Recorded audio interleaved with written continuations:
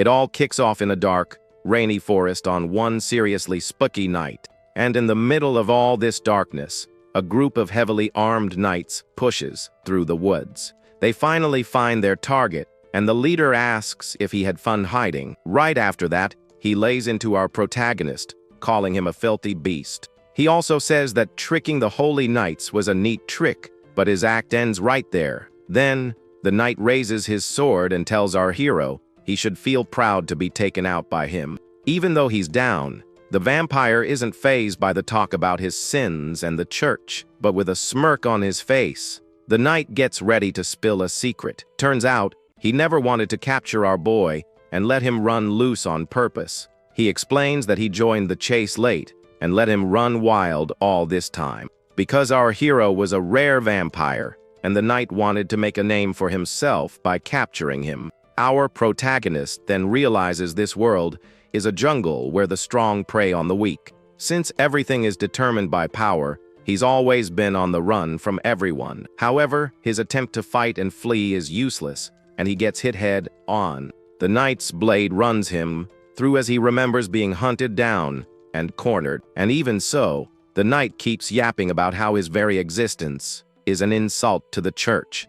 But in his final moments, our boy wishes for a second chance to change everything. With that, he lets out one last cry of agony as his life completely fades away. Suddenly, our protagonist wakes up, startled, in a totally different place. He then looks around, breaking out in a cold sweat, wondering what the heck just happened. He then looks down at his hands and realizes his limbs and his neck are all in one piece. On top of that, he notices he's in the same tent he lived in before being hunted by the knights. Seeing the marks on the wood, he figures out he's gone back 6 months into the past. With this, our protagonist finally gets it somehow. He's traveled back in time. He then clenches his fist tightly, knowing he's been given a second shot at life. From there, he explains that he used to live in an isolated village in the forest, far from human eyes. Back then, he was just a weak vampire named Eugene who lived by hiding and surviving, until one day, he gave in to his instincts, which brought mercenaries and knights after him. And no matter how much time passed, they always found him, no matter where he went. Because of that, and terrified of getting caught, he spent 12 years drinking nothing but the blood of wild beasts. Now, back in the past, he has no idea how it all happened, but decides he won't mess up again. Eugene then decides he's going to get strong enough that no one can ever take him down. So, our hero heads to a swamp and declares he's going to change his survival strategy because vampires absorb power from blood, and the stronger the blood, the more power they gain. And with that idea in mind, he waits until his first target finally shows up. Suddenly, the master of the forest, a giant, terrifying creature, leaps right at him. Even with the monster right in front of him, Eugene shows no fear and gets ready to fight. The beast attacks with spikes, and our boy is sent flying from the impact. He knows his body is weak, but if he can just get one small cut, that's all he needs. Because then he can suck the creature's blood and finally start getting stronger. Eugene then leaps toward the monster because his old survival method was a bust, and now that his old tactic failed, he desperately needs more power. So, our hero uses his sword and attacks the creature with all his might. However, he's shocked to find that his blade couldn't even pierce the beast's hide. The monster then strikes back with a tail whip that shatters his sword and sends him flying. The creature then slams its tail on the ground, launching our protagonist into the air. Eugene hits the ground, all banged up, and realizes he might have underestimated his opponent. And right in front of him, the master of the forest opens its mouth to devour him in one bite. Turns out, this creature is a roamer, a monster that lives in magical realms. On top of that, some of them have magic stones that are treated like rare jewels. Our hero knows the stone is the beast's core, but the power difference is just too huge. He then realizes that maybe he took this new lease on life a little too lightly, because the monster is so strong it could finish him off before he could even land a scratch. The creature then attacks with everything it's got, creating a massive wave of energy in the swamp. Eugene then thinks that because he got one second chance, he figured another would come easily. However, he doesn't overestimate himself and knows he can't make the same mistake as before. That's why he always crawled and held his breath just to stay alive. And even now, he keeps fighting just to survive one more day. But this time, he's chosen to fight with all his strength just to keep on living. So he grabs the monster's mouth with his bare hands and decides he's going to fight and win. With his body glowing, our hero knows that if he doesn't win, there won't be another chance. So he shoves his hand into the monster's mouth to rip out its power core. Because for Eugene, survival is always built on the blood of others, and with one final effort, he finally manages to crush the creature's mana stone. After the battle, the night becomes calm and quiet in the forest once more. Suddenly, a huge explosion of energy lights up the entire swamp. He then remembers vowing that, if he got another chance, he would choose to fight, and not follow the path of running away, like he did his entire past life. Now, standing amidst the wreckage, our boy has completely transformed. With a brand new look, he declares that he will conquer both blood and victory. A moment later, our protagonist stands alone under the moonlight. He realizes that the mana from the stone was way stronger than he imagined. On top of that, he's gained the ability to cover his skin in black scales. Eugene then reveals that he found out about the monster when he was captured by mercenaries. Back then, he drank the creature's blood and managed to escape from there. But even with his new power, he knows he's no match for the knight, Jung Dorit. That's why he needs to get stronger to fight the paladins who will come after him. Seeing that the sun is about to rise, our hero decides to head back before dawn. However, a mysterious voice stops him, thanking him for taking out the false master. And from the swamp waters, a blue creature emerges, thanking our protagonist. However, the creature says that invading its home and staining the land with blood is a sin. It then introduces itself as the Great Mirian, the protector of that territory, and even threatens our hero with a curse that will tear his body to pieces. But the creature reveals itself to be a tiny fairy and wonders if he can even hear her. The fairy is then shocked when our protagonist asks what she is. She can't believe he can see her, and Eugene repeats the question one more time. The little creature asks if he heard everything, and he confirms that he did. She then introduces herself as Marianne, a water spirit who was enslaved for 15 years. But she explains that it's thanks to him that the place can finally be purified again. While Marianne is talking, our boy notices that one of his tattoos is fading away. The fairy then asks about the mark, and he says he doesn't know, that it's always been there. He also reveals that ever since his earliest memories, he's had 10 tattoos on his body. Since he doesn't remember his past, he just focused on surviving quietly. He then wonders if the marks are some kind of seal, and if one of them just broke. Marianne starts to panic, as it's been a long time since she's talked to anyone. She then complains that purifying the swamp and turning it back into a lake is going to take a while. So she offers to serve him fresh water as a way of saying thanks.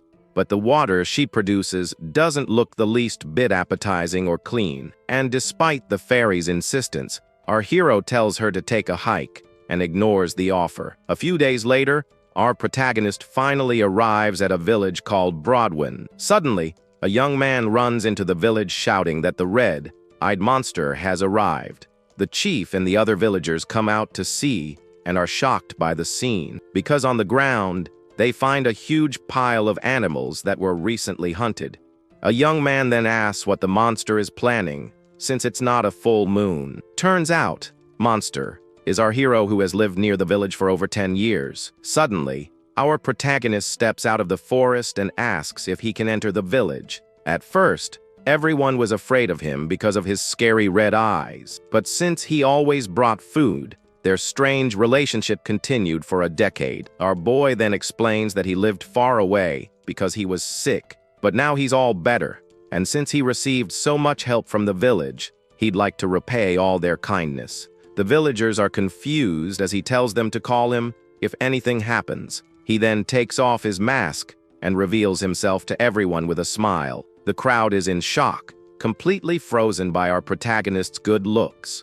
They wonder if the creature was actually a half-elf, or maybe even a noble. Even the village chief can't believe he was that handsome under the mask. Back in the forest, Miriam asks why he gave all the game to the villagers. She doesn't get it, because to a fairy, vampires are all about blood and demise. Miriam also complains that he doesn't need humans, since he's leaving soon anyway. Eugene then replies that sometimes you have to care about these things, because if he doesn't stop them, mercenaries are going to invade, and everyone in the village will be done for. He then explains that the mercenaries are coming to take a boy from the village, and in the process, they're going to wipe out all the witnesses and take out all the villagers. Miriam is confused and wonders if he's telling the truth and how he knows all this. Even after days together, she still can't read his thoughts. The fairy then asks what trust has to do with the mercenaries. Suddenly,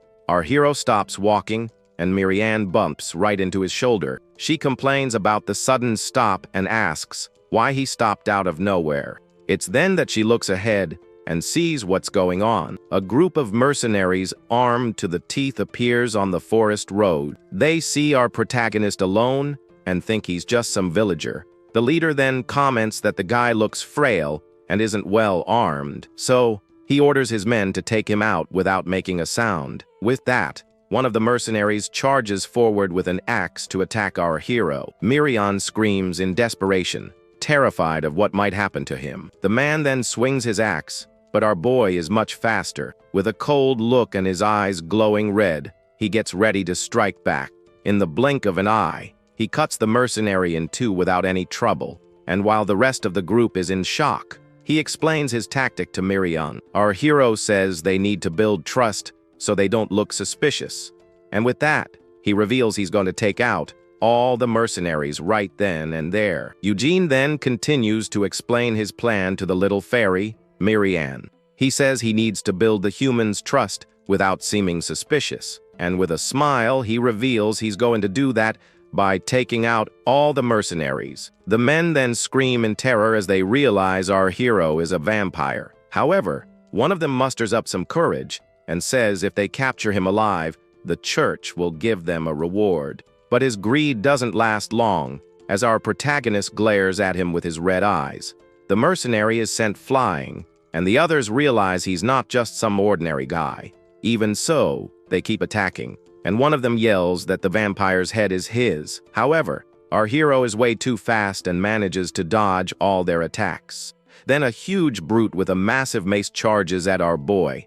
The man yells that he's going to flatten them all with his super powerful weapon, but he's shocked when our protagonist blocks the attack with just one hand. Eugene then says the day is getting dark, and the night is his time to shine. He then uses his claws and finishes off the mercenary in a single blow. He takes advantage of the darkness and says that night is the best time to draw blood. The group's leader then yells for his men not to attack blindly, because he's a monster. Suddenly, the villagers arrive with torches and are horrified by the scene. They can't believe the bloodbath they found in the middle of the forest. The village chief then looks at the scattered bodies and wonders how this happened. Suspicious, he glares at our hero and asks if he was the one who did this. However, our hero denies everything and says he found the bodies on his way back from hunting. He then points to the side and says the culprits are some other guys, and to everyone's surprise, the culprits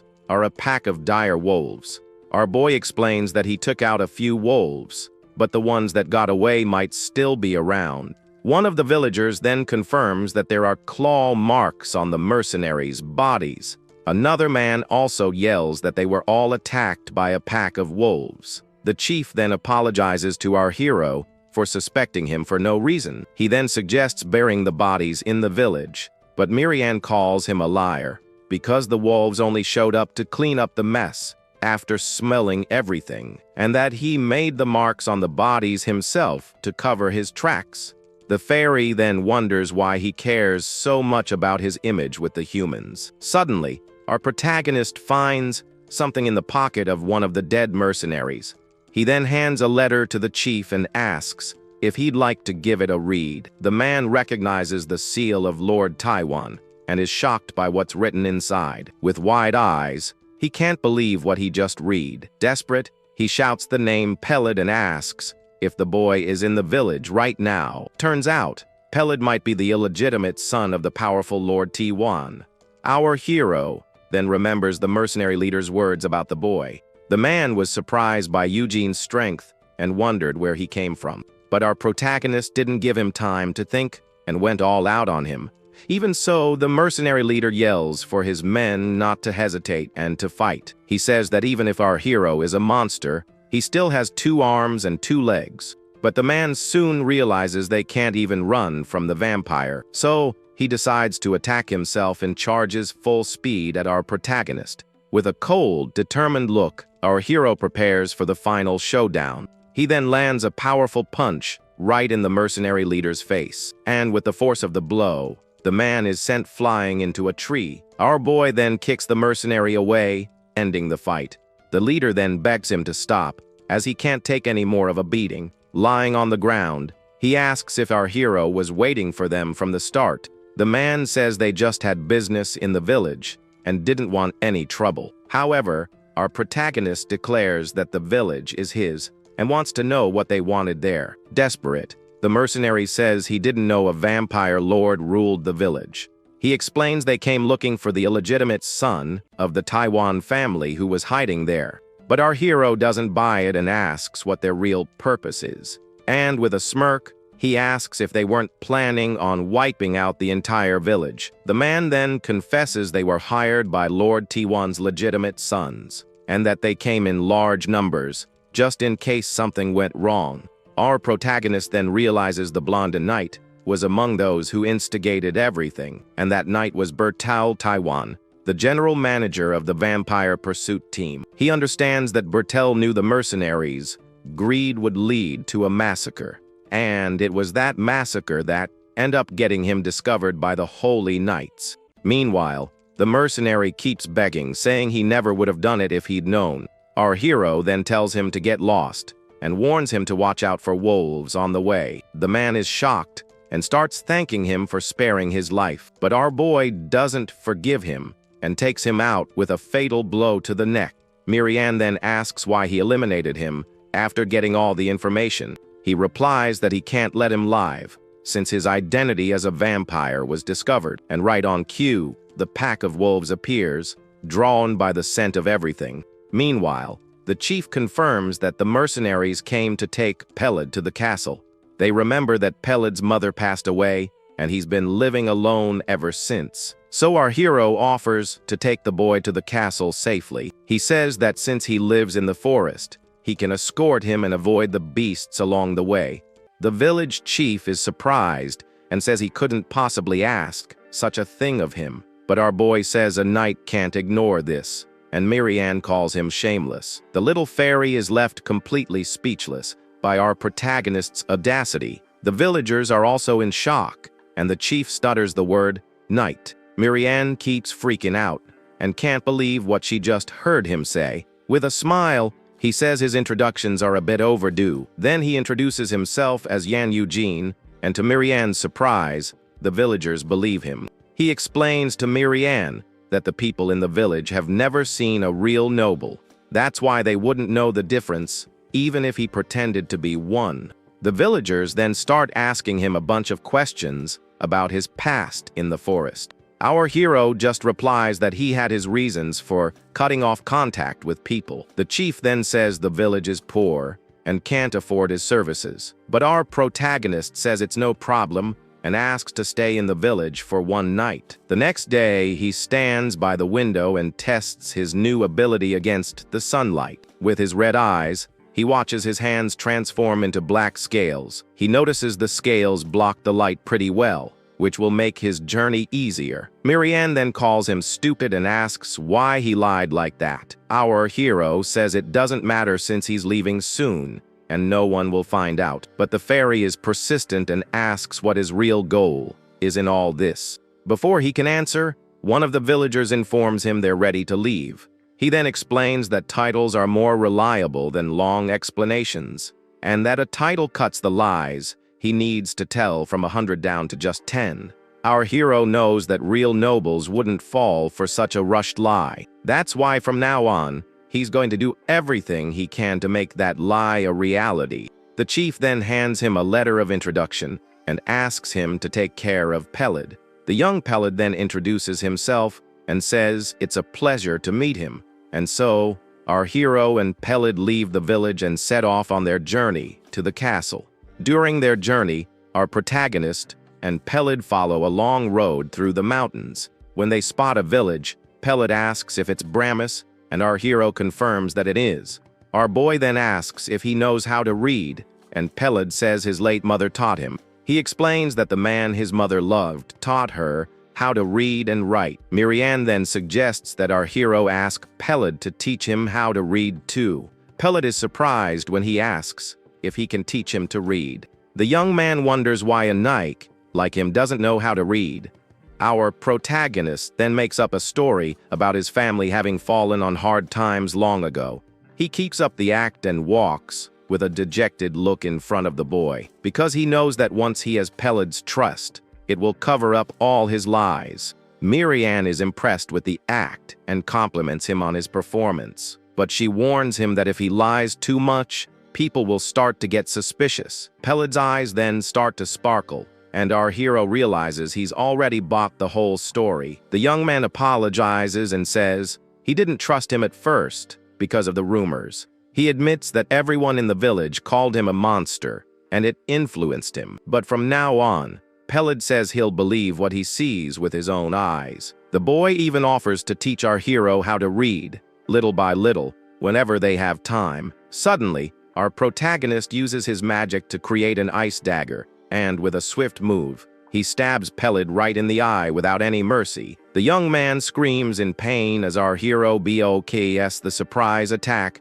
that came from the middle of the road. But actually, he just imagined all that to test young Peled's reaction. Turns out, they were really attacked by a group of bandits on the road. Peled is terrified and can't believe they're being mugged. The bandit leader then grins and says their scared faces save him some time. He then orders them to hand over everything of value, or they'll regret it.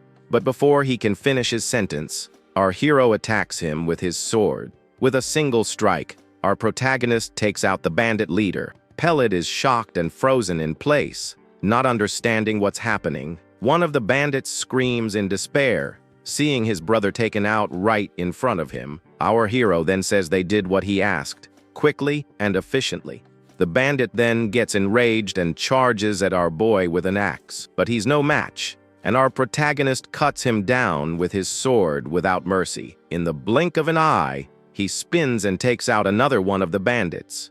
The last bandit then begs for his life and pleads not to be eliminated, but our hero doesn't forgive him and prepares for the final blow. With a swift move, he finishes off the last bandit without hesitation. He then looks at the scattered bodies and says he doesn't understand humans. He wonders why they always try to rob and harm the weaker ones. And with the last bandit in his hands, he asks if it's okay to hurt the weak. Finally, he turns to Peled and asks if he'll understand these things once he learns to read. Peled is speechless and completely shocked by our protagonist's question. Our hero then reminds him that he said he would believe what he saw with his own eyes. And with a serious look, he says he won't let a single drop of blood touch Peled. After a while, they finally arrive in the city of Bramis and explore the place. There, they see a vendor advertising rare herbs from the northern dungeon for 20 coins. At another stall, a customer complains about the price,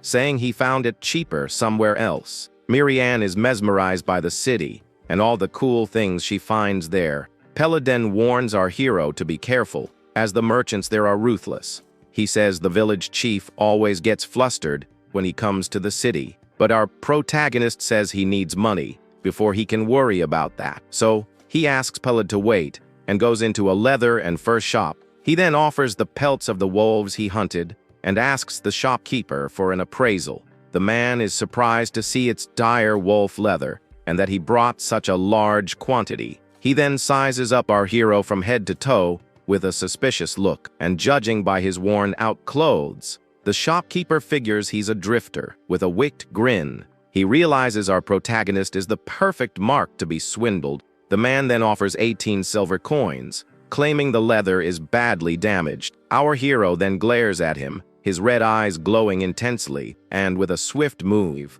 he grabs the shopkeeper by the collar and startles him. Ichi is terrified and wonders why that guy's eyes are so red. Scared, the shopkeeper stammers that dire wolf leather is rare and in limited supply. He asks our hero to calm down and settle things with words. He then lets out a nervous laugh and says he'll be generous and raise the offer to 23 coins. Our protagonist just stares at him with a cold, piercing gaze without saying a word. The man starts to sweat and raises the offer to 25 coins. Pellet gets desperate and yells out 28 coins to try and help with the negotiation. But our hero remains silent, and the shopkeeper wonders how much more he wants. Finally, the man offers 30 silver coins, and our protagonist accepts the offer. Later that night, they set up camp, and our hero tries to read an ancient scroll. He says Peled taught him the basics, but he's still far from reading properly. The writing looks like a bunch of squiggly lines to him, and he feels frustrated. Miriam then compliments his new clothes, saying they look decent for the money spent. She's surprised the market was so generous with them on their first visit. The fairy then complains that he should have pushed for more and bought silk clothes. But our hero says he just needs something to block the sunlight. Miriam then says that vampires are the nobles of nobles and need to have ambition. Our protagonist asks how she knows so much, and she says she learned in the spirit realm. She advises him to study ancient literature, but our hero says he can't read. Suddenly, Pellet appears and calls out to him, snapping our hero out of his thoughts. The young man then asks with a strange smile who he was talking to. Our hero plays it off, saying he was just talking to himself, and asks if Pellet is okay. He says that ordinary people aren't used to seeing bodies like that. Pellet then tells him not to worry, as he still has plenty of energy. And with a smile, he says they have lots of paper, and he can teach him to read as much as he wants. So, the two spend the night around the campfire while Pellet teaches our hero. Our protagonist is surprised at how easily he's learning and asks if that's normal. Pellet then says he's extraordinary, as it usually takes a year to learn. After the lesson, our hero asks if Pellet will be okay becoming a noble's son. The young man says his mother never really explained it, and it hasn't quite sunken yet. He also admits he wasn't expecting Lord Taiwan to welcome him with open arms. Suddenly, a group of knights approaches their camp in the forest. The group's leader greets them and asks if he can ask a question. Our hero stands up and is on alert as the armed men get closer. The man then notes that they are real mercenaries, not like the ones from before. He knows that if he lies, it will raise suspicion, so he decides to tell the truth. The group's leader then says they are also heading to the castle and asks to camp with them. One of the younger knights complains about the decision, but the leader scolds him. He then apologizes and says the young man is new to the group and doesn't know how to socialize. The leader then introduces himself as Partek and asks who our protagonist is. The knight laughs, not believing that our hero is a real knight. He then asks if our hero is actually a real knight. The young man laughs and says he's never heard of House Eugene in his entire life, and with a wicked smile, he accuses our protagonist of being an imposter. Our hero then realizes he can't lie anymore, since he already told Pellet he was a knight. He understands that if this keeps up, things are going to get very complicated, and with a cold look, he thinks he could just take them all out, since there aren't that many of them. Suddenly, Partek grabs the young knight's shoulder and calls him Robin. Then, he lands a powerful punch right in his face in front of everyone. The blow is so strong that Robin goes flying and hits the ground hard. Partek then bows and apologizes for his recruit's rudeness. Our hero tells him to forget the apology and just find a spot. He knows that from now on, he'll be frequently suspected because of his identity, and to avoid unnecessary suspicion,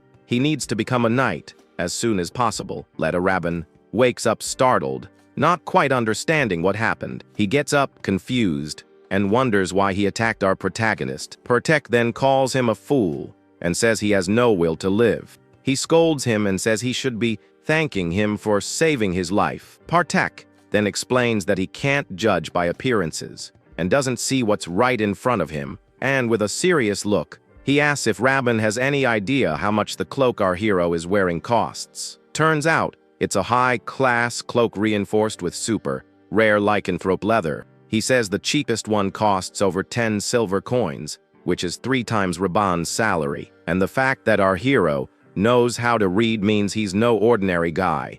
Partek explains that he was about to draw his sword, and they all would have been done for. Rabin is shocked and asks how he knows all that in such detail. The leader then reveals that he watched our protagonist getting ready to attack. He saw our hero putting his hand inside his cloak, preparing to draw his sword. If he had been 1 second later, Rabin's head would have been chopped off. Partek then says he has no idea how terrifying a knight can be. He explains that a knight trains with a wooden sword from birth. They enter unknown dungeons and slay monsters without fear, and only those who spill a lot of blood and catch the eye of the nobles are finally knighted in a grand and special ceremony. Partek says that impersonating a knight is a serious crime and a huge problem, because someone who reveals themselves as a knight at 20 must have considerable skills. Rabin then asks if that means he's stronger than the squad leader. He also heard that the newly discovered dungeon might be open soon. Our hero overhears the whole conversation and realizes the title of Knight carries a lot of weight. He also finds it strange that the Taiwan family hired mercenaries instead of using their own soldiers. Suddenly, Peled notices that our protagonist is walking toward the mercenaries, and with a smile, he approaches Partek and says he heard they're going to the castle. He then proposes that they travel together, since they're heading to the same destination. Rabin is captivated by our hero's beauty, and Partek is completely confused. After a few days, they finally arrive at the village of Martella in the Taiwan state. Our protagonist is relieved that the mercenaries bought his story, but he knows the real trouble is about to start now. Miriam then appears and says she spied on the mercenaries as he asked. She found out that Lord Taiwan's health is so bad he could pass away at any moment, and that a new dungeon has been discovered, but the family doesn't have the money to explore it. Our hero becomes thoughtful at the idea of a new dungeon opening in the region. Miriam then asks what will happen to Peled if Lord Taiwan passes away. She's worried he'll be an orphan again, but our hero says that's not his problem. The fairy starts to cry, fearing Peled will be taken out by his brothers for nothing. Our protagonist then realizes Lord Taiwan summoned Peled to see him one last time, and with that, he understands that both his and Peled's fates are about to change somehow. After some more travel, they finally reach their destination, and before them stands the imposing Castle of Roses, the home of Lord Taiwan. As they enter the castle, they are impressed by the grandeur of the place. Miriam gets excited and says our hero needs to climb the ranks and live in a castle like this.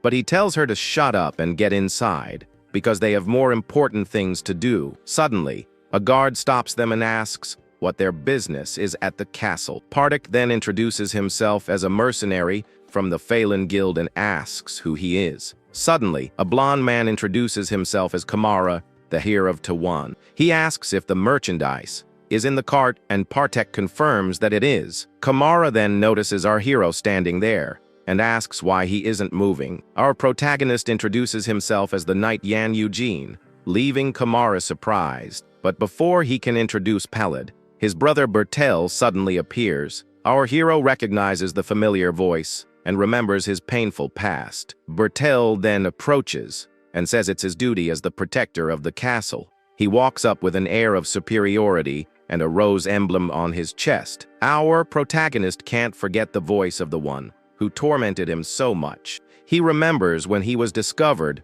while hiding in the forest, and how he was relentlessly pursued by Bertel and Jung Darit without rest. He then glares at the knight Bertel Taiwan with a look of hatred and vengeance. Bertel is the second son of the Taiwan family and a knight of direct lineage. Kamara then asks what his brother is doing there, and he replies with sarcasm. Bertel says he knows very well what he meant by that question. Our hero then interrupts their argument and butts into the brothers' conversation. He hands over the letter from the village chief and says he came on his orders.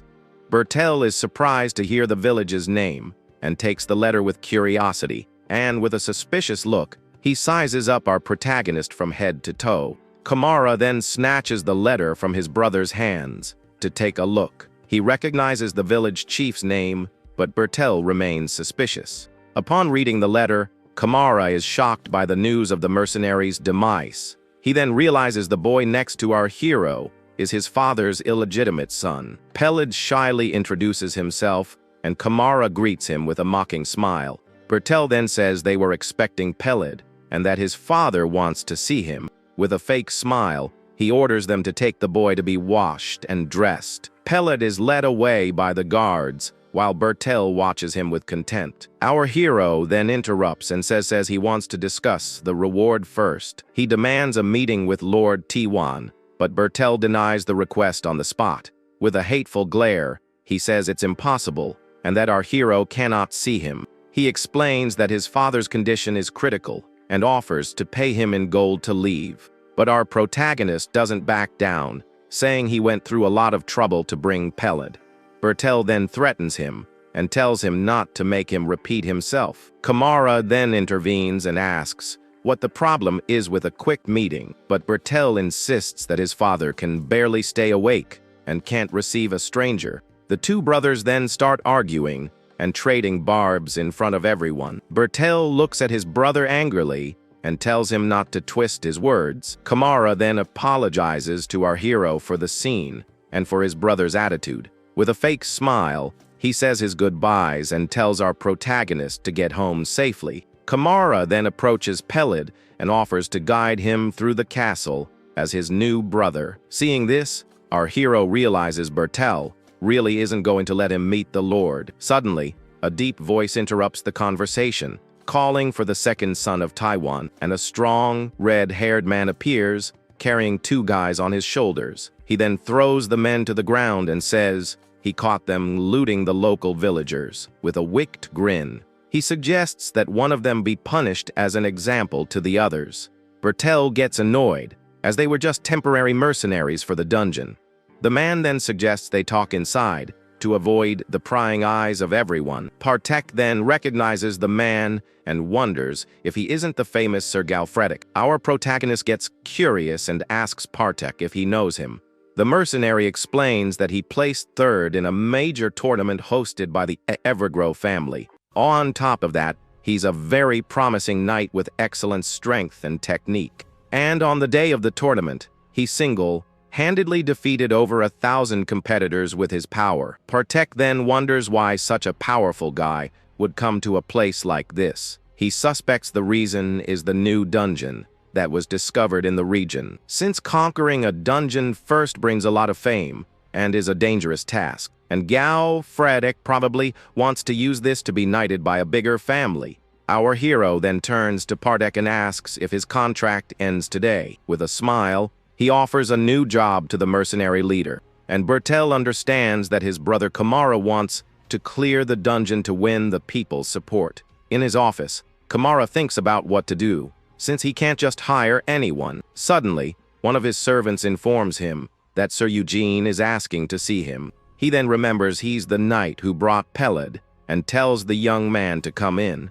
Our hero enters the office, and Kamara greets him formally. The man says he can rest easy, as Peled is safe and will be rewarded. Furthermore, he thanks our boy for handing over the letter in front of his brother. Kamara is happy because, thanks to that, he can hold his head high. Our protagonist says he just had business with the Lord and wasn't expecting a third party. The hero is then surprised and starts to understand our hero's move. He asks if our boy wants to see his father, but he says he has a proposal instead. Eugene then asks to be included in the dungeon subjugation squad. Our protagonist holds back a laugh as Kamara stares at him with a serious look. Suddenly, the hero starts laughing out loud at our hero's unexpected proposal. He finds it all very funny and asks with a smile if he's really a knight. With a mocking look, he repeats the question, doubting his abilities. The man says he heard about the 5 bandits and asks if he just wants a reputation. But our hero replies that for him, the proposal has no downside. He then explains that he wants 100 silver coins and half of the dungeon's loot. Kamara is confused because the offer is far below the current market price, and with a smile, our boy says that he's not the one in a hurry, Kamara is. Kamara then asks what he wants, and our hero repeats his earlier offer. The hare finds the proposal too cheap, which makes him very suspicious. He then thinks that knights live for honor, and that our boy has no backing, and since he doesn't want money, glory must be everything to a knight like him. On top of that, Kamara starts to think about everything he's heard about our protagonist. Our hero then says with a smile that he's not the one in a hurry, Kamara is. The hero is shocked by our protagonist's audacity for saying that, but soon after, he breaks into a smile and realizes the young man is quite clever, because he knows exactly what to say and isn't just any knight. So, Kamara accepts the deal, as there's no reason to refuse such a good offer. The hare then extends his hand to close the deal with our protagonist. He thinks that magic stones are hard to purify, but monster parts sell well. Partic then says he can introduce him to a guild and to just ask for the parts, because that way, Lord Kamara will have no reason to say no to the deal. Bertel then complains to Galfredic that the dungeon is not a playground for children. He explains that inside, one mistake can be fatal, as it's kill or be killed, and for that reason, he won't accept an amateur in the group, especially one found by his brother. Furthermore, he knows that Kamara has no connections with the local nobles. Bertel then tells him to talk to our hero himself if he has a problem. Then, Bertel approaches and says he was just talking with the new knight. Bertel then introduces our hero, Eugene, and his mercenaries to the group. Bertel is shocked to see that the guy from before is the leader of a mercenary group. With a mocking smile, he says they can't accept a stranger with no skills, but Kamara interrupts him and says he can at least vouch for his skills. The hare explains that he heard from his new brother about the bandits on the border, and that he heard our hero took them all out with a single dagger on his way here. Suddenly, Bertel throws a dagger at our protagonist to test him. With a quick move, our hero manages to dodge it and stick the dagger into the wall. The weapon grazes his face and hits the wood right behind him. Galfredic then smiles and approaches our protagonist to provoke him. He then apologizes for his earlier rudeness and approaches with a challenging look. The knight says he looks like a young master with his pale, scar-free skin. With a wicked grin, he then challenges our hero to show him what he can do. So, the two get ready for a duel in the castle courtyard in front of everyone. The news spreads, and everyone gets excited to see Sir Galfredic's duel. The crowd wonders if he's even human, as they say he rips monsters apart with his bare hands. Everyone is eager to see what the third-place winner of the tournament can do.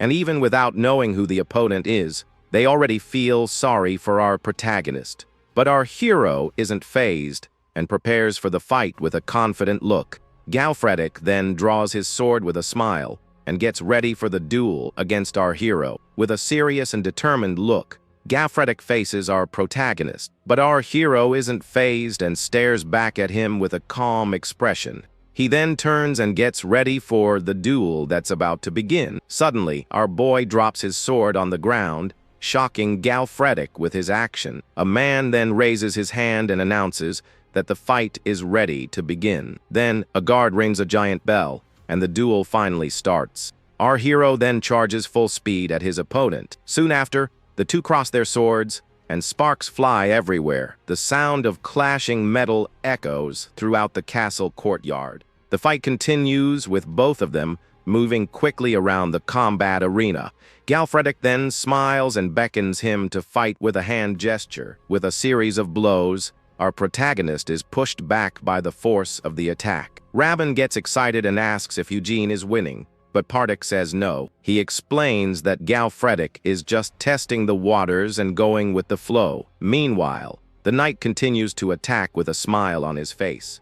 He notices that our hero's style is rougher than expected and has no pattern. That's why he finds our boy's fighting style to be wild and completely unpredictable. Our protagonist then realizes what his opponent's true intention is. With a smile, Galfredic accuses him of lying about being a real knight. With a grin, Galfredic says our hero has never been trained and just relies on brute force. Our boy then replies that swordsmanship isn't everything for a real knight. He then attacks with all he's got, saying his opponent talks too much during a fight, but the knight just smiles and challenges him to beat him so he'll shut up. So, the two continue to fight, exchanging a series of powerful blows. Galfredic then uses his strength and manages to push our hero back. Our protagonist is surprised and struggles to stay on his feet against the attack. Even so, he doesn't give up and blocks the blade with a determined look. The impact of the swords is so strong that it creates a huge shock wave in the courtyard. Bertel then wonders if our hero was knocked out by that blow. However, our protagonist is still standing amidst all the dust and destruction. Suddenly, he remembers something and wonders who the heck this guy is. Soon after, a dark and mysterious aura begins to emanate from our boy's body, and with this new power, he charges forward and attacks Galfredic with everything he has. The knight manages to block, but notices that the young man is faster and stronger. He's impressed because our hero learns very quickly in a fight, and now our boy can dodge his blows with much more ease. Galfredic gets even more excited, and the fight between them intensifies. The two continue to trade powerful blows in the middle of the castle arena, and the exchange of blows is so fast that you can barely keep up with their movements. The fight continues with a test of strength, as they measure who is the strongest. With smiles on their faces, the two stare each other down in a power struggle. Without their swords, the fight is now hand to hand, and brute force will decide everything. Galfredic is shocked because our boy is smaller, but has incredible strength. However, our hero admits that his opponent's brute strength is greater than his, but he doesn't give up and prepares to use another tactic in the fight. He knows that in terms of experience, Galfredic has the advantage, so he goes on the attack. Our protagonist is then surprised by his opponent's fighting stance. With a quick move, the knight throws him hard onto the courtyard ground. Galfredic smiles victoriously as our boy falls toward the ground. The impact is so strong that the stone floor cracks from the force of the blow. Then, Galfredic moves in to finish the fight once and for all, but our hero manages to defend himself at the last second and blocks the attack. So,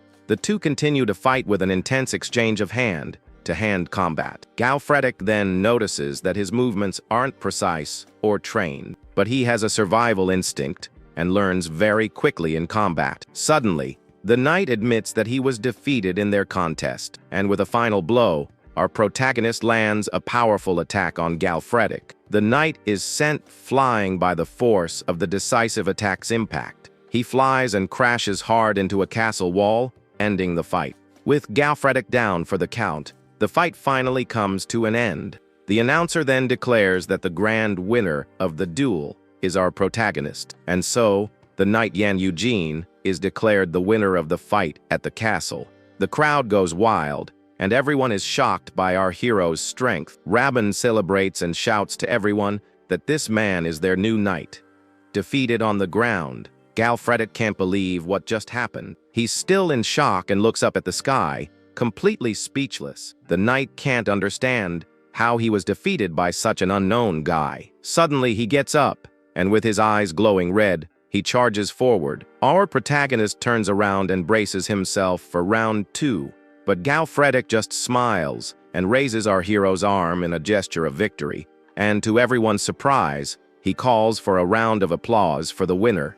The knight then starts chanting our hero's name, and the crowd follows suit. Bertel is furious at the scene and can't believe what he's seeing. Later, a banquet is served for our protagonist in his chambers. Our hero feels awkward since he doesn't need food to survive. The servant then says he received orders from Kamara to take care of his meals. The maid also asks if the lighting is okay, as she heard about his sensitive skin. Miriam then starts laughing and wonders if he's going to get a stomach ache from all that. But our hero just accepts the kindness and dismisses all the servants from the room. With his red eyes glowing, he says he prefers to be alone. After that day, the way people saw him changed completely. Kamara then shows up and greets him, asking if he slept well last night.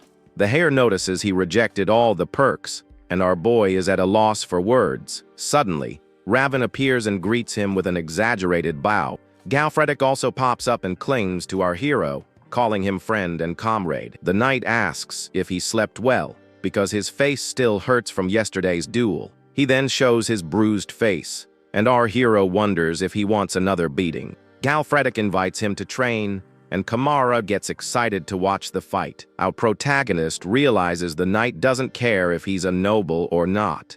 Even so, he's still not used to having so many people around him. Suddenly, Pellet appears and calls out to our hero with a smile. The young man asks if he's been doing well, and everyone stares at him curiously. Meanwhile, in a dark room, someone begs their lord for their life, but their screams are useless, and they are taken out without any mercy.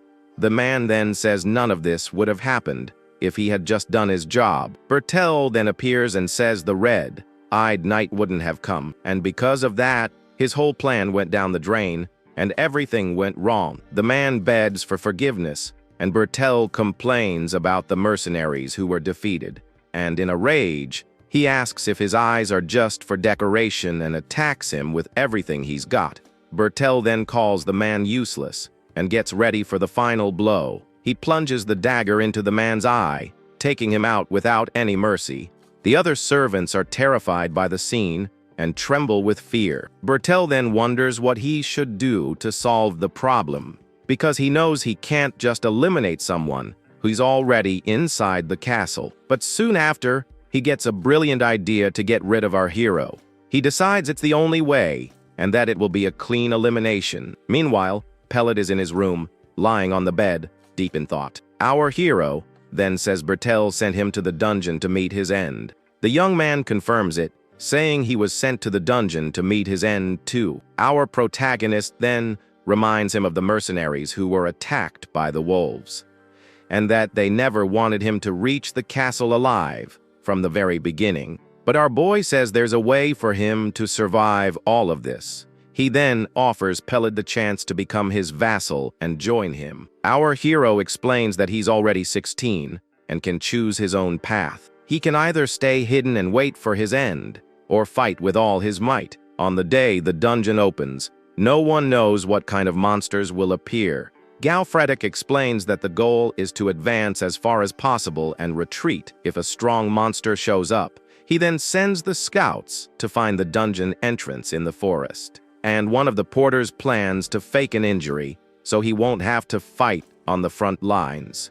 He then says that if it gets dangerous, they can just run and save themselves. Suddenly, Bertel appears, and the porter is startled by his presence. The knight asks where Pellet is, and the man stammers, not knowing what to say. One of the men points, and Bertel is confused by what he sees. Pellet is handing a snack to our hero, telling him to come back safe. Bertel is furious when he sees this and angrily approaches the two. He then yells for Pellet and finds him standing next to our protagonist. With a hateful glare, he asks if the young man forgot what he told him. The knight orders him to grab his bag and get to his position immediately. Bertel gets even more irritated as Pellet ignores him and stays put. And so, our hero and the knight stare each other down with a defiant look. Bertel then grabs Pellet and yells for him to get back to his post. But our protagonist grabs his hand and tells him to take his hand off the boy. Bertel is shocked and can't believe what he just heard from our hero. Our boy then asks if he's lost his mind, sending a kid into the dungeon. Bertel calls him rude and says he just wants to make his brother stronger. And angrily, he says our hero has no right to control the boy. But our protagonist replies that he's the one who doesn't know his place. And with a serious look, he reveals that Pellet became his vassal yesterday. Bertel is shocked by the news, and our hero says everyone here is a witness. Galfredic then says their bond is stronger than blood and threatens anyone who touches Pellet. Our hero then faces Bertel and invites him to a brawl if he wants to warm up. The knight is furious and yells, asking who gave him permission to do that. He also says that taking in a bastard son from another family will block Eugene's future. Meanwhile, the soldiers comment that the duel between the two leaders was incredible.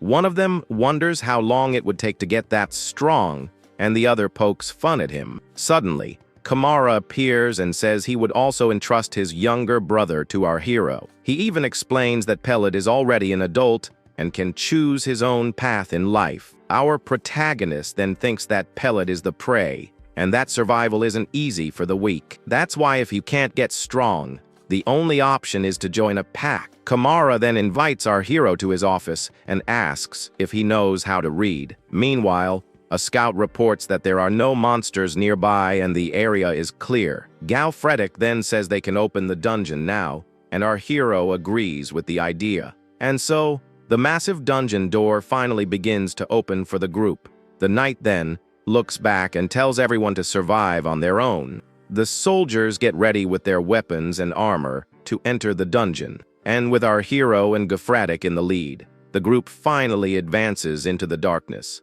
Kamara says goodbye and tells them he'll see them in 4 days, while Pellet wishes them good luck. The door then closes, and a voice wishes for the gods to protect them all inside. And inside the dungeon, a dark and scary path awaits them. Suddenly, a horde of goblins ambushes the group in the dungeon. Galfredic and our hero fight with everything they've got to protect their comrades. One of the soldiers is relieved to be alive, but Galfredic yells at him. The knight complains that they can't even hold their formation properly. He then orders everyone to get back to their positions and keep fighting. The archers then fire their arrows to defend the cave's ceiling, but the goblins keep attacking, and the situation becomes more and more dangerous. Despite their defense, the horde of monsters advances relentlessly on the group. The porter then realizes that volunteering for the dungeon was a crazy idea. Scared, he decides he needs to get out of there and run as fast as he can. But as he tries to escape, he finds more goblins in his path in the darkness. And just as he's about to be attacked, a blade saves him at the last second. Our hero then calls him a fool and asks if he really thought there wouldn't be any monsters. Galfredic scolds him and says the safest option now is to stick together. He then yells for everyone to raise their swords and hold their positions. The soldiers fight bravely, but the goblin horde seems endless. Galfredic then realizes the group's condition is pathetic and wonders how they can win. Suddenly, a soldier warns that the monsters are attacking again, and to make matters worse, another soldier yells that more monsters are coming from behind. Our hero then offers to cover the rear and heads into battle. Galfredic then yells for our hero to wait, as it's dangerous to go alone, but Eugene ignores the warning and charges into the dungeon's darkness by himself. The knight is shocked and confused, as it all happens so fast. Our hero moves like a blur and takes out the monsters in the blink of an eye. With incredible speed, he crushes a goblin's head without any trouble. Galfredic then yells for Protect to follow him and provide cover for our protagonist. The knight is impressed, as he can't understand how he got so far in just a few seconds. Suddenly, Eugene returns and says he took care of everyone and found something interesting. Galfredic is speechless, as our hero doesn't know what a common glow herb is. And even with incredible fighting skills, he's clueless about basic dungeon items. After the battle, the group rests while the wounded receive medical care. A soldier then approaches and reports that the collection of mana stones is complete. However, our hero is disappointed, because they took out a lot of monsters and found very little. He then notices the stones are blue, unlike the one he got from the roamer. Marianne appears and explains that the quality of the stone depends on the monster's power. The fairy says that dungeon monsters can become roamers, but their stones don't grow. She also reminds him that the roamer he faced was special and very powerful. Our protagonist then realizes he was lucky to have consumed the creature's red stone. Marianne then suggests that there might be high-rank monsters in this dungeon. Suddenly, the break is over, and Galfredic yells for everyone to get back in formation. Galfredic then yells at his men, calling them weak for being scared. He says that he and our hero will lead the way, and that no one should run from the battle. Our boy then thinks that this is also his first time in a dungeon. Suddenly, Galfredic appears and says the mercenaries are useless, and that he needs to step up.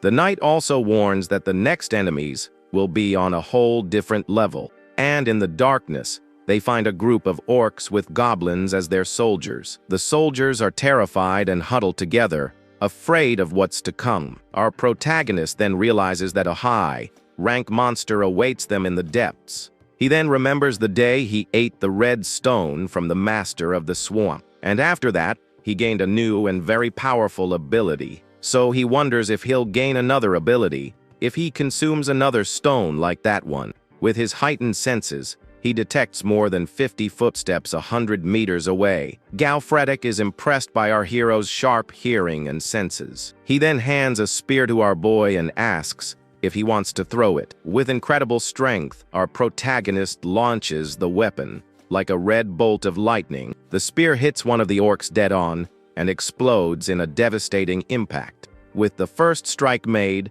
Galfredik orders all troops to charge with everything they've got. And while our hero is already in the thick of the battle, the rest of the group follows close behind. One of the men asks if they should join in, and our boy smashes one of the monsters. He punches an orc in the eye with brutal force and no mercy at all. Then, he uses his sword and plunges it into the monster's head without hesitation. Our hero then blocks an attack and prepares to attack the enemy, and with a single blow, he cuts the orc in half in a shower of blood. Covered in filth, our protagonist licks his lips with a wild and terrifying look. That day, the mercenaries fought while witnessing a scene of pure carnage. Suddenly, our hero uses his ability and transforms his arm into black scales, and with his transformed hand, he grabs one of the orc's heads with force. His swordsmanship is elegant, and his nobility is uncorrupted throughout the fight. And even with a dignified posture, a dark and sinister aura emanates from his body. The mercenaries are shocked because he's different from the knights they know. But Galfredik's look shows that it's far from admiration, it's fear, because our hero gives himself over to a bloody and savage fury in battle. After the fight, the group rests around a campfire, surrounded by monster bodies. One of the men tends to the wounded while everyone seems exhausted and scared. All over the dungeon floor, the bodies of goblins and mercenaries are scattered everywhere. Galfredik then realizes that most of his troops have lost the strength to continue, and he understands it's not physical exhaustion, but mental fatigue from the scene. Therefore, the knight decides it's impossible for the group to keep advancing, so he approaches our hero and suggests they turn back, since they've already accomplished their goal. Our hero then says his stamina is still fine, and it's a shame to turn back now. Galfredik is left with no choice and yells that if he's going forward, they're all going together. Our protagonist then smashes another orc to clear a path in the dungeon. He also tells Galfredik to lead the subjugation group out of the cave, because from here on, he'll continue with only his trusted mercenaries. The other soldiers are relieved, and Galfredik wonders if he was showing consideration. The knight then understands that Eugene makes him reconsider what it means to be a knight. And so, our hero and his two men advance alone through the dungeon's darkness. Rabin then complains that he didn't want to go, and that he's terrified of meeting his end there. But he calms down, knowing that our hero can defeat even a troll by himself. Suddenly, the young man trips and falls to the ground after stepping on something strange and slimy.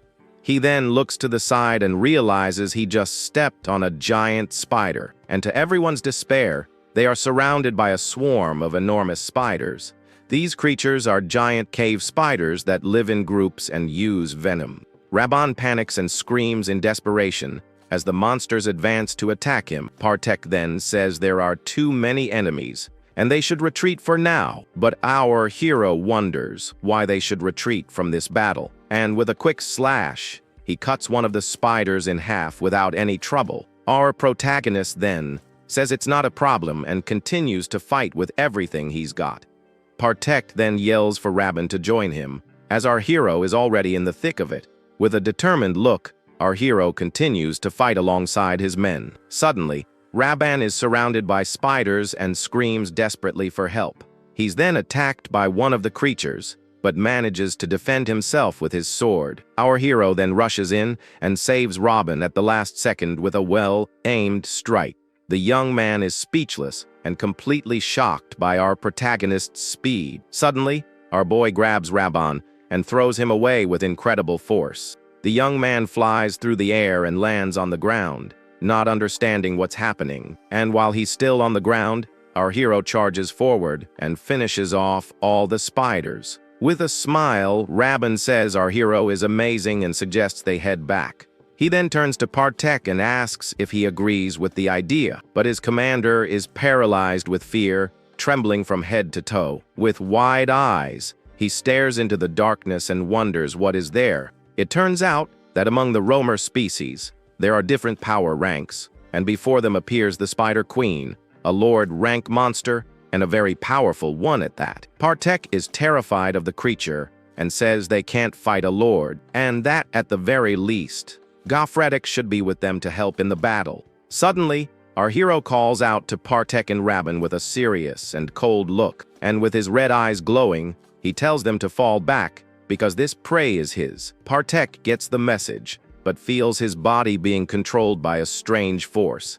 He then realizes that every nerve in his body is screaming at him to run from this place. Miriam appears and says their instincts have succumbed to the power difference with the master. Our hero then asks if the Spider Lord is on the same level as the Swamp Lord, but she says no. She also says it seems to be stronger, so its mana stone will be bigger. With that thought, our boy faces the creature, which lets out a terrifying roar. But he isn't fazed and says the harder the chest, the more exciting the treasure. After the battle, our hero tests his new ability on a small yellow spider. He then uses his power and cuts the creature in half with a super sharp mana thread. Now in new clothes, he shows that he can control threads to manipulate things. It turns out that by consuming the Lord's Stone, he gained a second special ability, and this new ability is called Camouflage, which helps him hide better. So, by combining it with his skin reinforcement, he can finally walk in the sunlight. With this, our protagonist no longer has to worry about avoiding daylight. Back at the castle, a banquet is held, and everyone compliments our hero's good looks. The women are charmed, as they heard he defeated a giant spider all by himself. Miriam is happy with the attention, and the girls ask him to tell his story. Two young women then comment on his appearance and ask if he has elven ancestors. Our boy feels uncomfortable, thinking the situation has gotten even more complicated. However, he doesn't deny it, and one of the men shouts that now it all makes sense. Galfredic then understands why he had such sharp eyes and ears in the dungeon, and also how he had such agile movements and superhuman strength to fight. With a cold look, our protagonist thinks that he knew he wasn't an ordinary human. Galfredic gets excited and says, "Who would have thought our hero had elven blood?" He then asks how he managed to hide for so long with that appearance. Our protagonist thinks his companion is strangely perceptive and observant, but with a smile, he just says he never tried to hide his true appearance.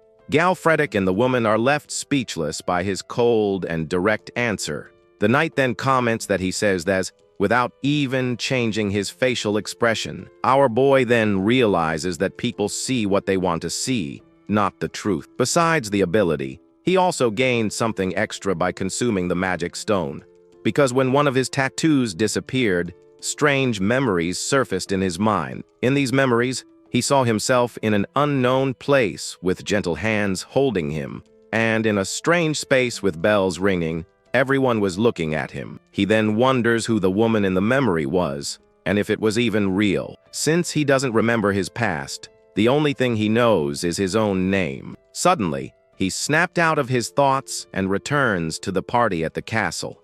Raban then appears with a tearful face and begs our hero to save him. Galfredic holds him back and yells that he heard everything and that he was dead weight in the dungeon. The young man then shouts that our hero isn't human and that anyone would have run from there. The knight scolds him and says he's going to put him through special training.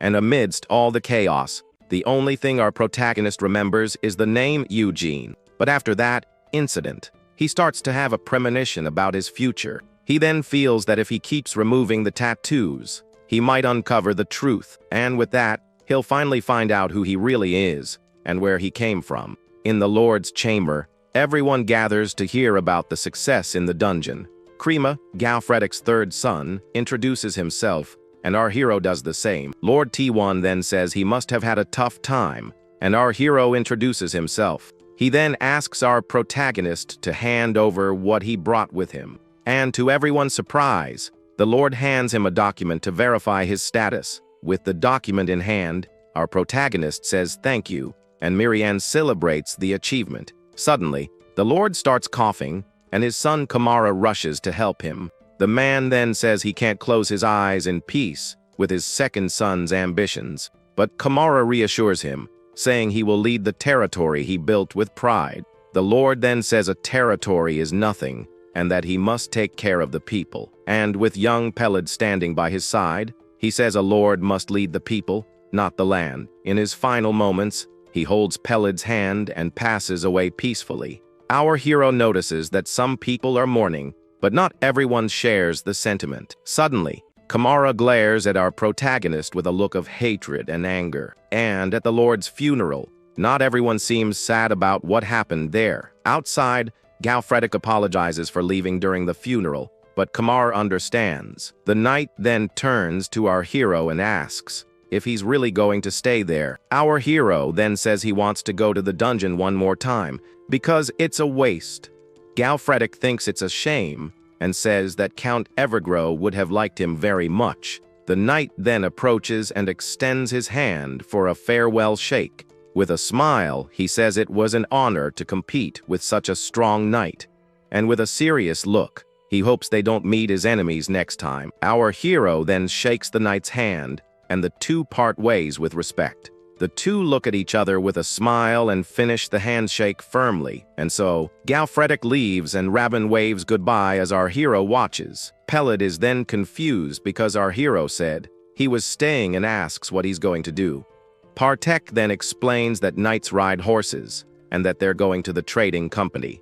And with a smile, he says they're going to buy a horse and sell the items from the dungeon.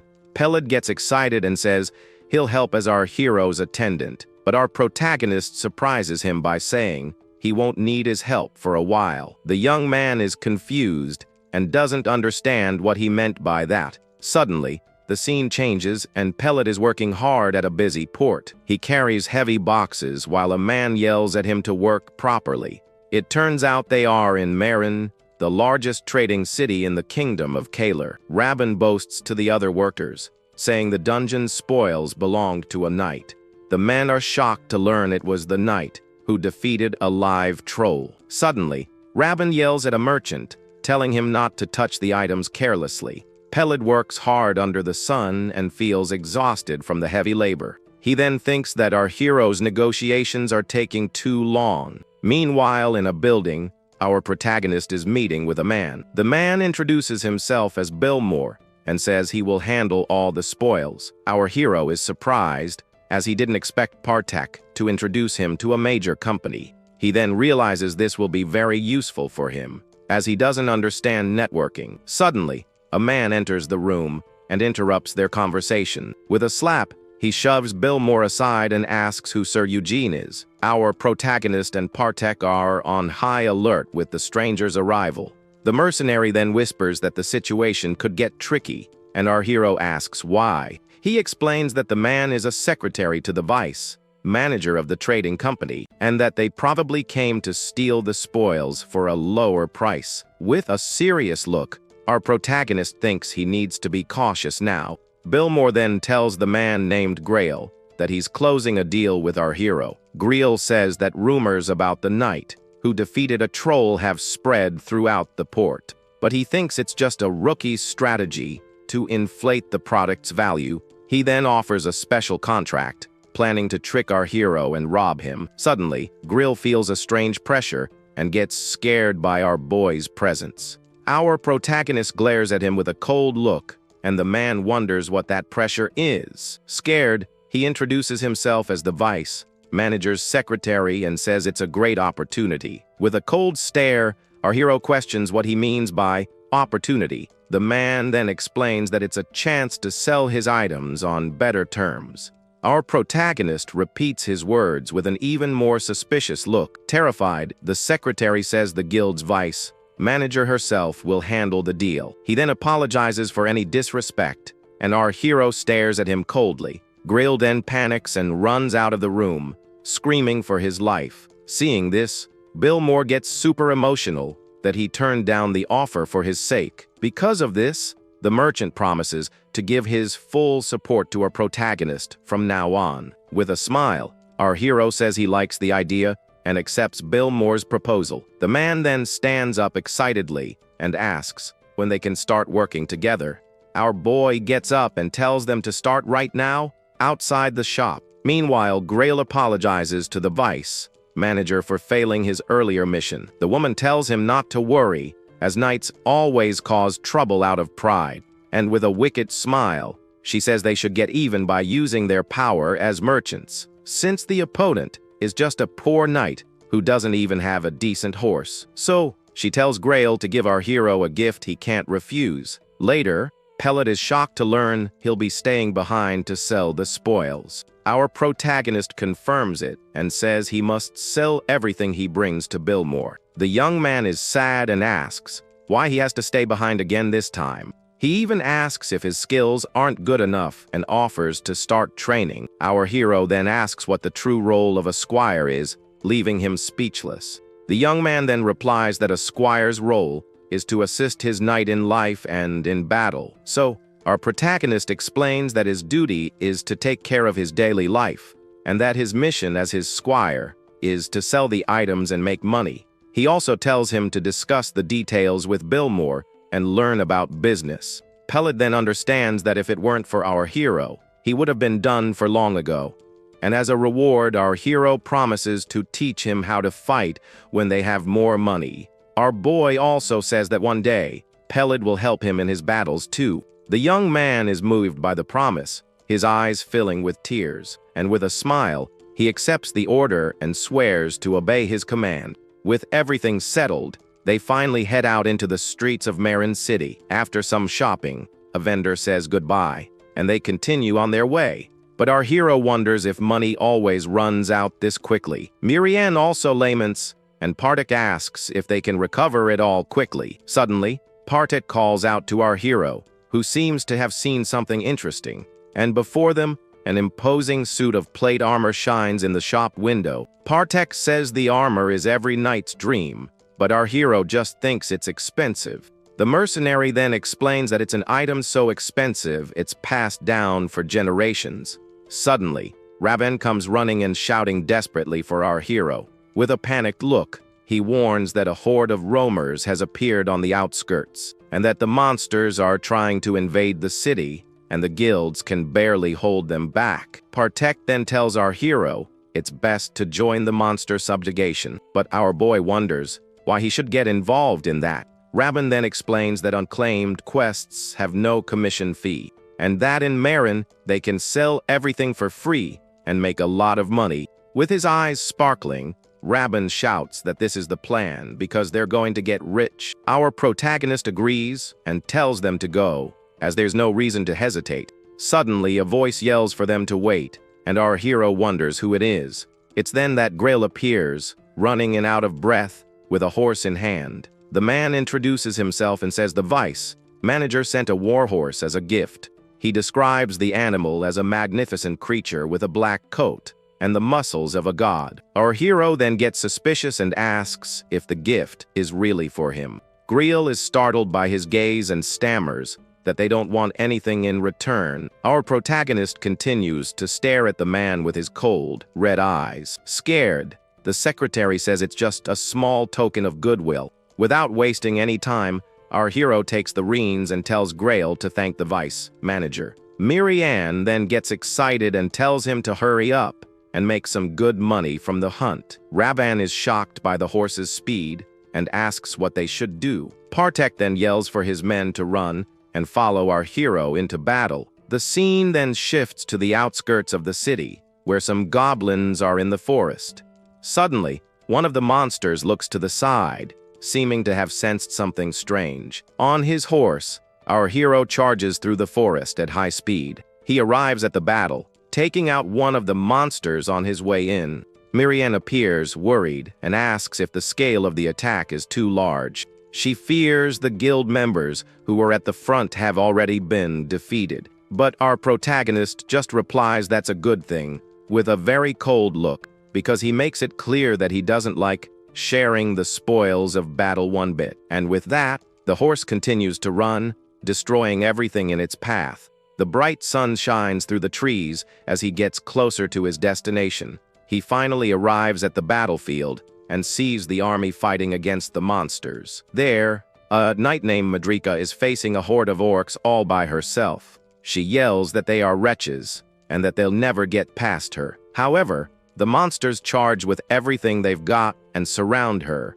ready for the final attack. The knight tries to escape, but her horse is knocked down in the chaos. And even on the ground, she introduces herself as the Knight of Justice of Marin. Madrika then gets scared and realizes she's completely cornered by the enemies. The monsters stare at her with a look of pure malice and get ready to attack. And in desperation, the knight screams for her life, begging to be spared. One of the orcs attacks, but its blow is blocked at the last second by a sword, because our hero arrives with a bang, mounted on his imposing black horse. And without wasting any time, he starts cutting down all the monsters around him. Madrika is shocked by our hero's speed as he eliminates the monsters, and in the blink of an eye, he takes out all the orcs around her. The knight then thanks him and asks for her savior's name, but suddenly, an orc attacks from behind, and our protagonist faces it coldly. Madrika then takes out the monster and turns to our hero with a smile. Our boy then asks what his name is in such a dangerous moment. He also says that if they both kick the bucket there, his name won't matter anyway. The knight agrees with him, saying that's fair and that she understands. And with a smile, she says she'll ask again when they get out of there alive. Back in the city, she tells everyone that hundreds of goblins attacked them on the road. She boasts that at the final moment, the knight took them all out without hesitation, and in the end, they emerged victorious and bravely protected the city of Marin. A man then asks who the knight she keeps talking about is. With a serious look, she reveals that the hero's name is Eugene. Everyone is shocked and recognizes the name of the knight who cleared the dungeon.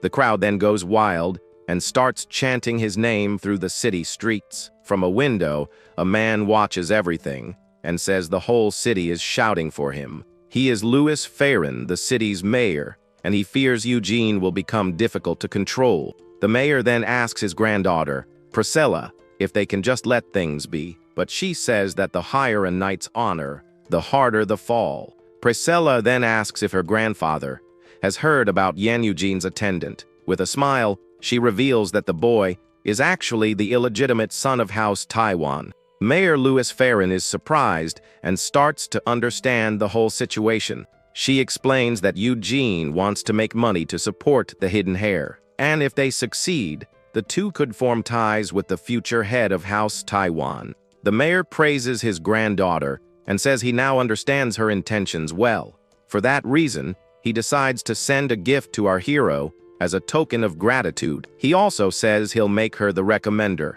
and she thanks her grandfather. Later that night, the moon illuminates the Merchant Guild's building. Priscilla then picks up a cup and thinks that a thirsty man seeks water. She says that a merchant only knows one path to follow for success, and with a wicked smile, she reveals that the plan is to dig a well and wait. Our hero then walks, unsuspecting, toward his destination. The door opens, and she waits for him so he'll drink every drop she offers. With a smile, she welcomes our protagonist to the guild, and in a new suit of armor, our hero introduces himself as the savior of Marin. He says he came to say thanks, and she invites him to sit and talk. Priscilla observes him and wonders if he's really the knight from the stories.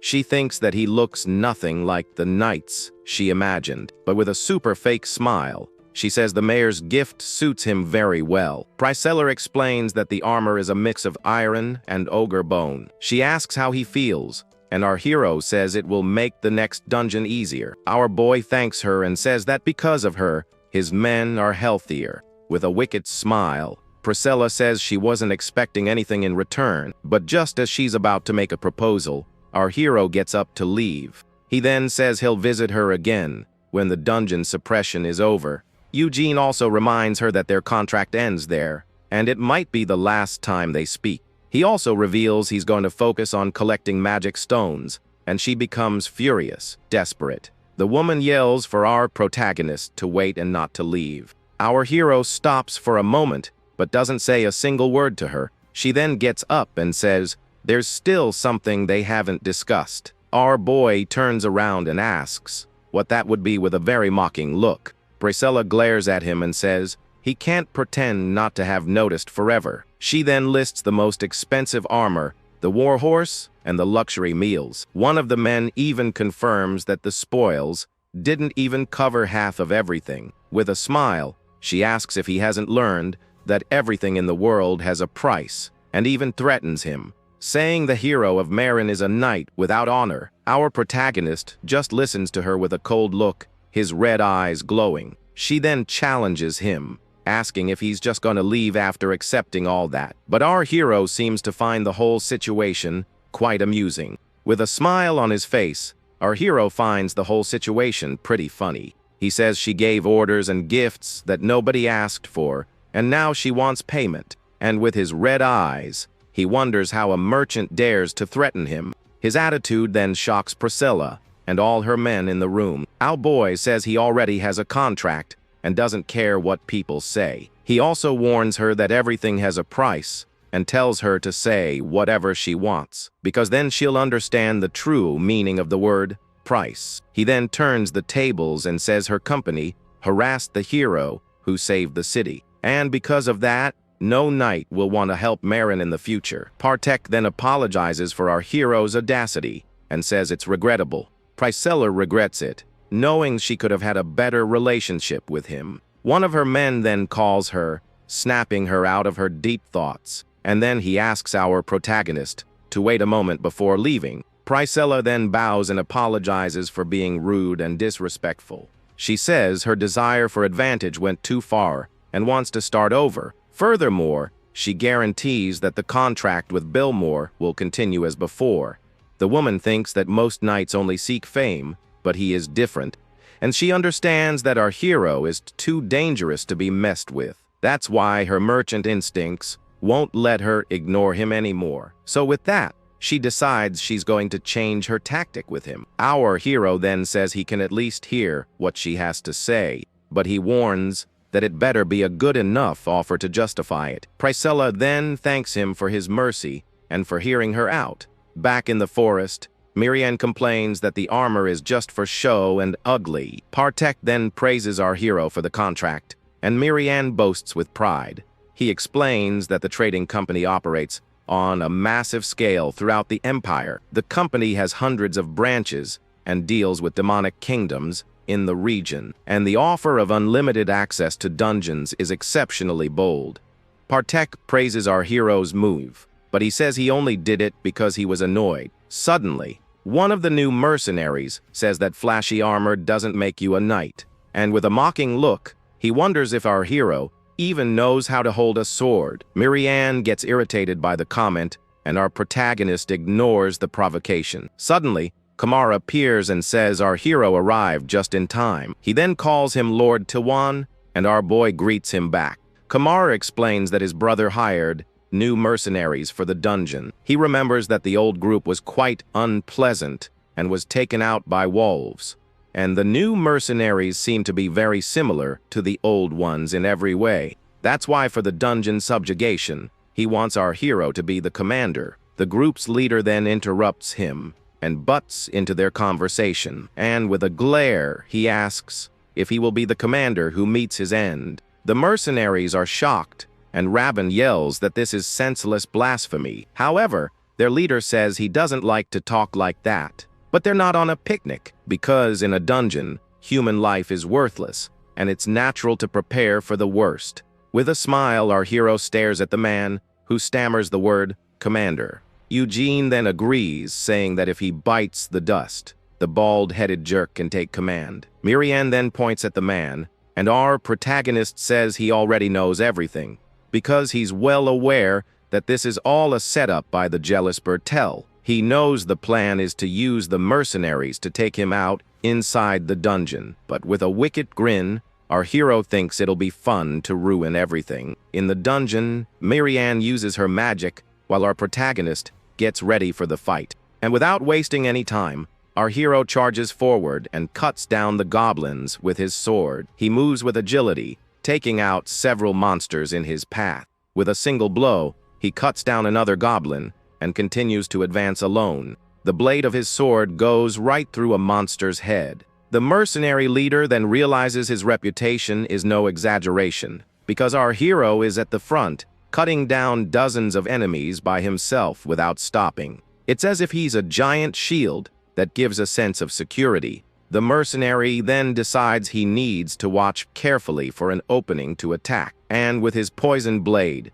all he needs is one scratch on his face. Our hero tells them to be careful, as the mid-level monsters are about to appear. He then emphasizes once more to the group that only the confident should follow him. The mercenary leader says that if the commander is going, they will too, because this is their chance. However, when Partek and Rabin get ready to go, the leader tells them to wait for now. Surprised, Partek says that our hero seems to have something else in mind with this plan. Meanwhile, our protagonist advances alone through the cave's darkness. Alone, he remembers that the last time he was there was with the knight Galfredic. An image of his former battle companion appears in his mind, because he thinks that Galfredic was an excellent leader who always fought at the front. With that, he would have cleared the dungeon even with that bunch of weak men. Suddenly, our boy stops walking and gets lost in thought in the middle of the path. He then wonders what the knight would have done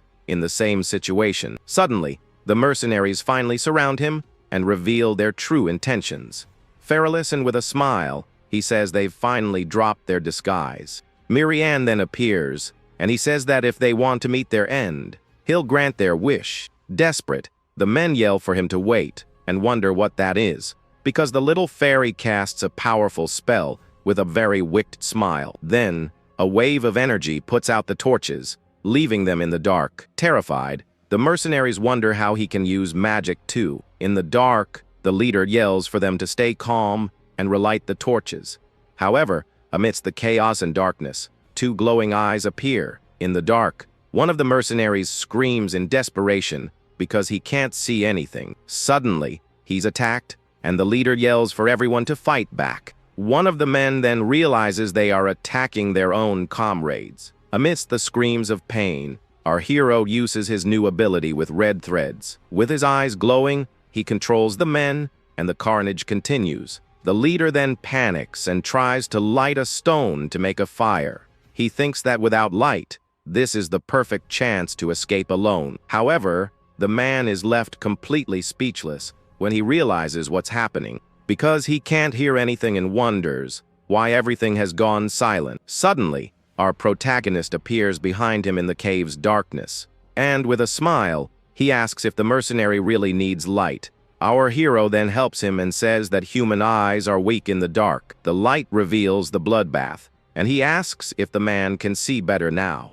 He then questions who the hunter is, and who is the prey in this situation. The leader calls him a monster as our hero shows his sharp fangs. Back at the castle, a fierce storm rages through the night. Suddenly, Kamara comes running in, shouting for our protagonist. Our hero calmly waits for him in the castle hallway. With his red eyes, he gives the lord a dead serious look. Kamara then gets closer and asks if the news he heard is true. Bertel shows up too, and our boy tells him to hear it from the horse's mouth. Just like that, he tosses the leader of the mercenaries onto the floor, right in front of them. The brothers are in shock when they see the mercenary, Maverick, all beaten to a pulp. Desperate, the man confesses that he tried to eliminate our protagonist in the dungeon. Bertel, with a smirk, says the guy has finally lost his marbles. He yells at his brother, asking how far he's going to take this crazy act. He even accuses him of believing the words of a man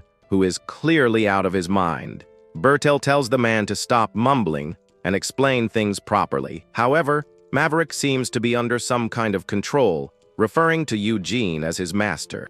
He then says he deserves what's coming to him and gets ready to jump out the window. Without a second thought, the mercenary throws himself from the top of the castle. Kamara screams his name from the balcony, but it's too late to save him. The man's body falls and ends up skewered on a statue in the courtyard. Bertel claims he went insane after seeing people get taken out in the dungeon, but Kamara glares at him, saying he found it odd how relieved Bertel seemed by the event.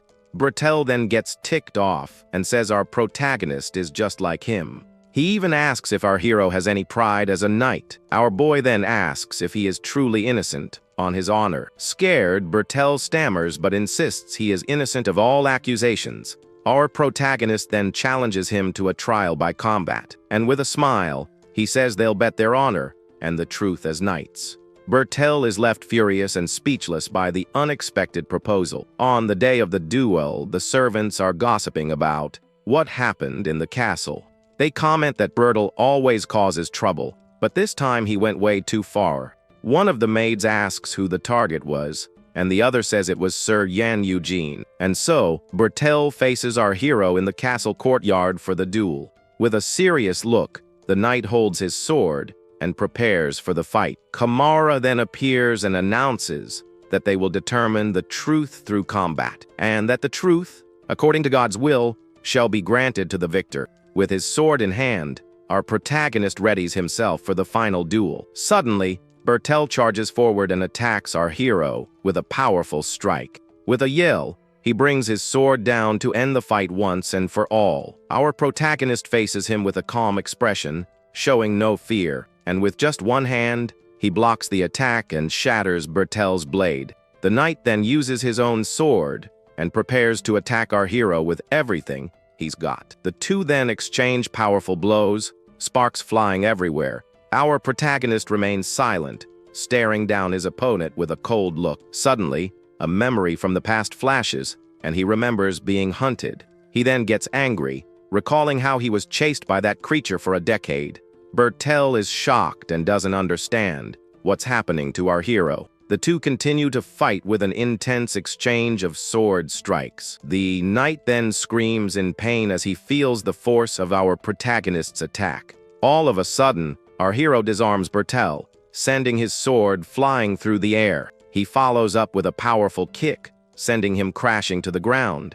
And with a serious look, our boy tells the knight to pick up his sword. Bertel gets back up and, with a yell, charges at our hero. Kamara watches the fight and notices that his brother's swordsmanship isn't bad. But to everyone's surprise, it was obvious that our hero was on a completely different level. Bertel screams in pain as he's thrown to the ground once again by our boy, and with his eyes glowing, our protagonist proves to be far stronger than his brother. With one last strike, he ends the fight, leaving Bertel collapsed on the ground. Suddenly, Kamara intervenes, saying that's enough and the fight is over. With a serious look, our protagonist asks. He thinks that's really sufficient. Kamara then tells him to step back, because the duel isn't over yet. And with his brother down, he declares the winner of the duel to be Sir Eugene. But Bertel yells that he can still fight, and that he'll eliminate our hero with his own hands. Kamara tells him to stop, as the outcome of the fight has already been decided. He also tells him to act like a knight and admit his crime in prison. However, Bertel snaps, screaming that he did nothing wrong to our protagonist. With his sword in hand, he screams our hero's name with pure hatred. He then blames him, saying that if he hadn't been there, none of this would have happened, and that he never would have suffered this humiliation if he'd never shown up. Our protagonist then stares him down, and a blue light glows in his eyes. Suddenly, Bertel's body stops moving, and he doesn't understand why. He wonders why his body won't obey him, and what's going on. The knight's armor then begins to crumble, and he starts to panic, and our hero says he should have taken the last chance his brother gave him. With a final blow, our protagonist finishes Bertel once and for all. Partek and Rabin remain silent, watching the scene without a word. Our hero then turns and walks toward the exit of the castle courtyard, and with a look of sadness, Kamara watches his brother's body lying on the ground. Back in the city, Miriam complains that our hero wasted his first vampire. Our boy asks what she means, and she says he used him and then tossed him aside. But our hero explains that the man was weak-willed and wouldn't have been able to handle it, and that if he had kept him around, the fact that he become a vampire would have been discovered. Our hero then says he doesn't seem like the type to spare those who show their fangs. Miriam calls him cold and says vampires are supposed to have countless slaves. Our boy thinks that turning weaklings into vampires is just more work than it's worth, and if there were someone he genuinely liked, he might consider turning them. Suddenly, someone shouts that a huge commotion has started with Lord Galperdick. Our protagonist then shows up at the guild, and Priscilla is surprised to see him. Billmore greets him and says he heard about the successful dungeon subjugation. Without wasting any time, our hero asks what happened to Lord Galperdick. Priscilla goes quiet and looks at him with a very serious expression. She explains that 2 weeks ago, the knight took part in a subjugation, and that he disappeared alone in a labyrinth within Count Evergrow's territory. Our protagonist then heads to the location to investigate what happened. With a determined look, he prepares to search for his old comrade. Once in the city, he enters a mansion and is greeted by a nobleman. The man introduces himself as Lord Jebin and welcomes our hero. Our boy greets him, and the Lord invites him in to talk. Jebin is the eldest son of the Evergrow family and seems quite friendly. He then explains that Galperdick's greed led him to enter the upper levels alone. Our hero repeats his words with a very suspicious look. Jebin confirms it, saying that unfortunately, they haven't touched that place in over 100 years. Jebin explains that the master of the labyrinth, who rules the place, resides there. Suddenly, another man appears and says Galperdick caused trouble for everyone. Jebin then introduces him as Sir Lujits, a knight from his domain. The man greets our hero and says he heard about their duel, and with a smile, he reveals that the two of them have something interesting in common, because he was the winner of the family tournament and defeated Galperdick as well. Jebin then apologizes and says this just shows how valuable the knight was. He then asks if our hero and the knight shared a deep friendship. Our protagonist confirms it with a cold look, and Miriam gets annoyed with him. Jebin says he will give our hero his full support for coming all this way for a friend, and he explains that if the search goes on for more than a month, they will declare him deceased. He also reveals that 3 weeks have already passed, and there's no hope left. Our protagonist then stares at the Lord with a serious and determined look, and without wasting time, he gets up to leave for the labyrinth immediately. Jebin then says he'll have a subjugation party ready in 3 days, and asks our hero to rest and recover from his long journey. Our protagonist thanks him and says there's one more thing he needs, and that they've hired a mage, and will bring her along to help with the search. Back in the city, Miriam complains that our hero is huge and looks goofy. She also gets annoyed with Jebin, saying he has no manners at all. Our hero then thinks that there's more than one thing that's fishy about that story. He remembers that Galperdick was about to receive a title and had no reason to take such a risk. And with a smile, the knight had even invited him to come along and make a good impression. Our protagonist doesn't understand the change of plans or why he was being tested again. He knows the knight wasn't the type to risk it, all for a moment of greed. Suddenly, a man shouts that the Messiah is coming, getting everyone's attention. He says the goddess of victory will descend to destroy the land as the prophecy says, and that the disaster has already begun, with animals dropping dead near the labyrinth. Miriam then realizes they're talking about our hero and gets confused. The man then yells for everyone to offer flesh and blood as a sacrifice, and that if they do, the Messiah will descend and save the tainted land. Miriam gets annoyed by the scene, and our hero says the city feels off. A young man then hands him a flyer and tells him to believe, because the gods are angry. Our protagonist then reads about the dying animals and the crumbling labyrinth. He wonders if it's the work of monsters, and why Galperdick went in alone. Without wasting time, he tells Miriam they're heading to the labyrinth right now.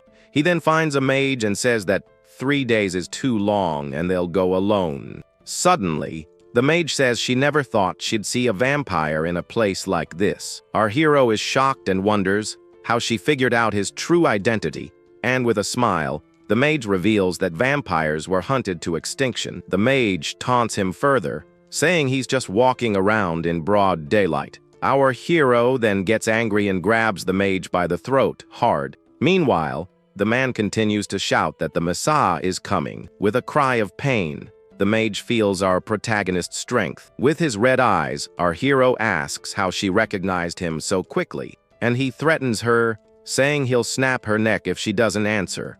The mage then stammers that she'll talk but needs him to let her go. With difficulty, she reveals it was because of our hero's blood shadow. Marianne then says the name sounds familiar and seems to remember something. Suddenly, the fairy screams as she realizes where she knows that name from. Desperate, she yells for our hero to stop and not to eliminate the mage, because she is a mage and is part of the Blood Shadow School. She explains that they are a group of mages who have served vampires for generations.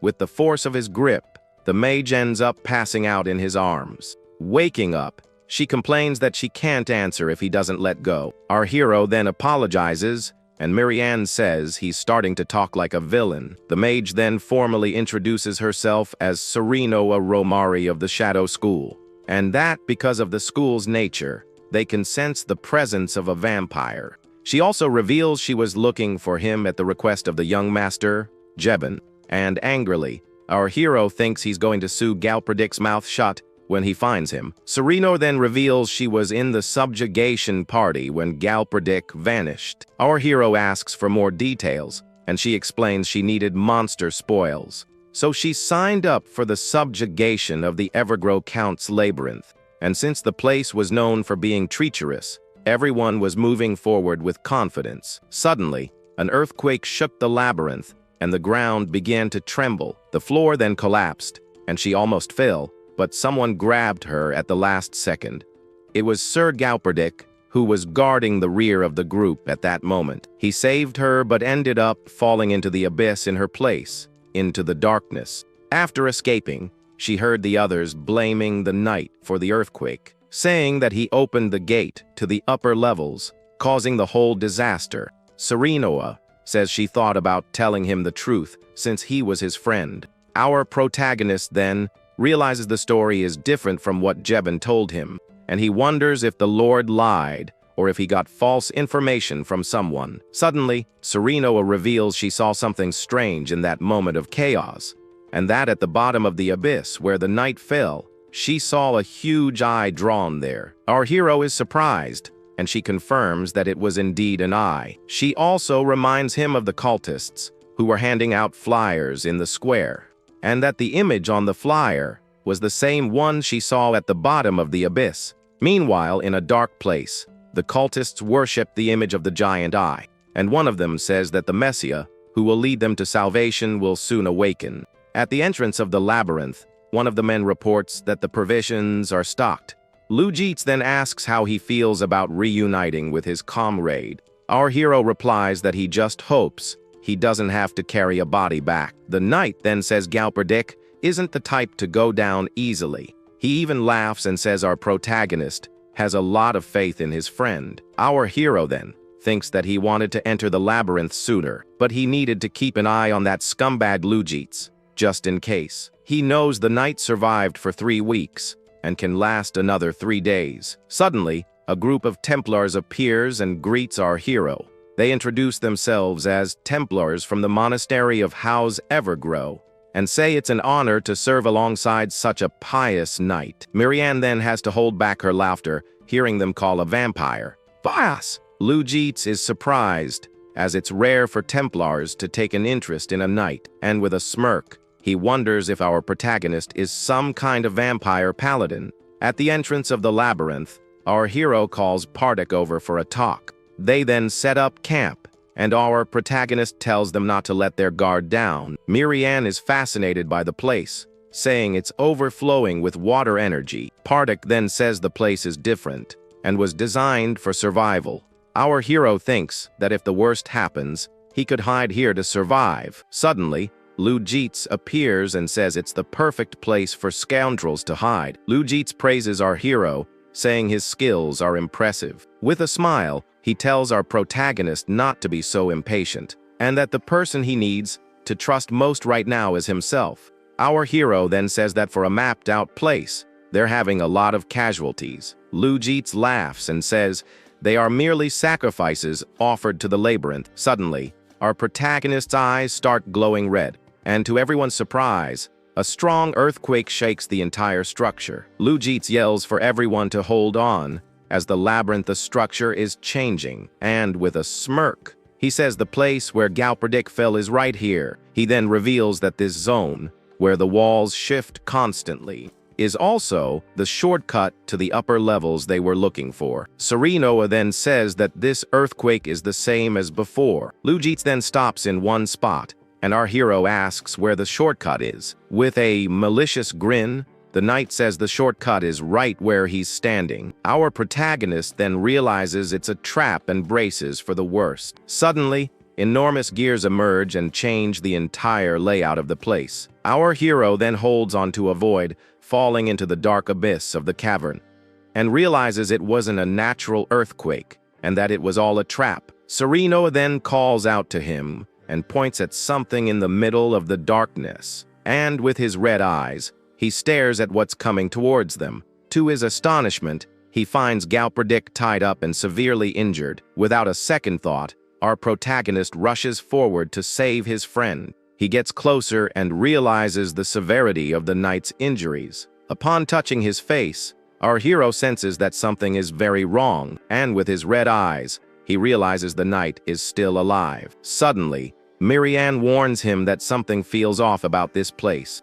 The fairy says she felt a different presence coming from beneath the cavern floor. A strong gust of wind then starts blowing from an unknown direction, and everyone wonders where that powerful wind is coming from. From the depths of the abyss, a red light emerges, illuminating the darkness, and with its glowing eyes, a giant creature begins to rise. The monster reveals itself with an enormous body and purple flames all over, and before them appears the fearsome Minotaur, the master of this labyrinth. Sereno then screams in terror, and our hero tells her to protect the knight. The Minotaur then attacks with full force, and our protagonist charges into battle. With a leap, he dodges the blow and prepares to attack the creature. And with his sword in hand, he readies himself to face the giant monster. Our hero then unleashes all his power, and a red light emanates from his body. Sereno screams in fear upon seeing the strength of our protagonist's attack.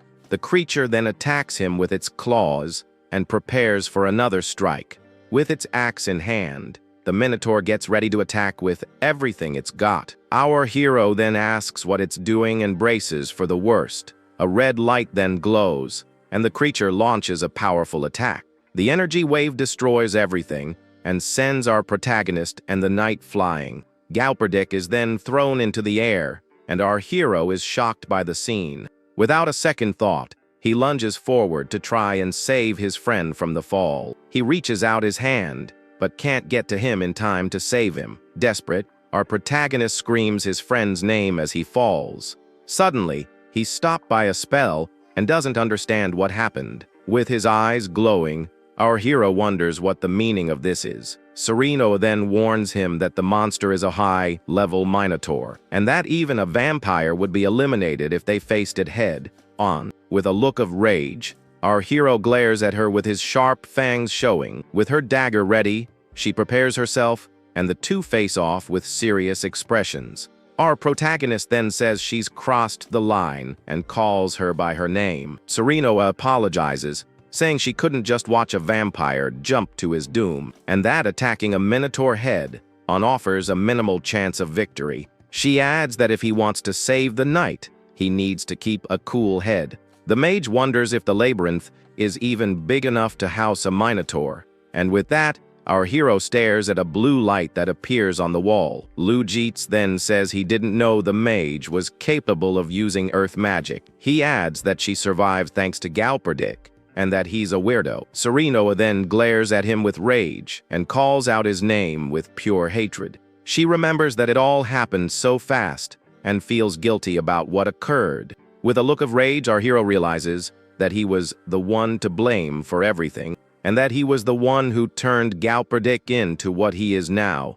Lujits then says he just brought the friend for the Lord to see how much he loves him. He then grabs our protagonist and calls him rude for accusing him. Our hero then senses a strange aura and realizes something is wrong. With his red eyes, he prepares to attack the knight with everything he's got. Our protagonist then attacks him, and a strange tattoo glows on Lujits' hand. Serenoa then realizes that monstrous strength isn't really his, and a purple aura emanates from the knight's body as he uses an inherited power. She explains that the crest grants inherited power and is a forbidden magic, because the magic began to transfer power from non-human beings to humans. Lujit says, forbidden magic is just wordplay by those who want to monopolize power, and that they are the chosen ones to survive when despair comes to the world. Our hero then says he stole someone else's power to defeat Galperdick, and that after that, he even bragged as if the skill was his own.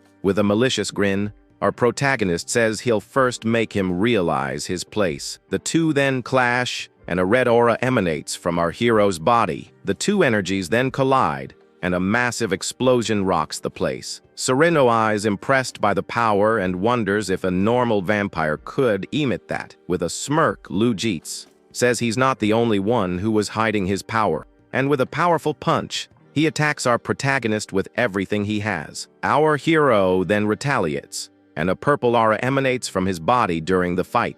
The knight warns that he has no intention of holding back in this battle, and with the force of the blow, Sereno is thrown far away, screaming in pain. Lujits then says all the labyrinth's traps have now been exposed, and with a wicked smile, he tells our protagonist to fall in silence. Our hero then shouts Serenoa's name and prepares for the worst. The mage then uses her magic and creates a shield to protect our protagonist. Lujits then stares down our hero with a serious and determined look, and with his red eyes, our boy gets ready for the final showdown. The knight then hides behind a wall and watches our hero. Suddenly, he attacks with his sword, striking our protagonist in the face.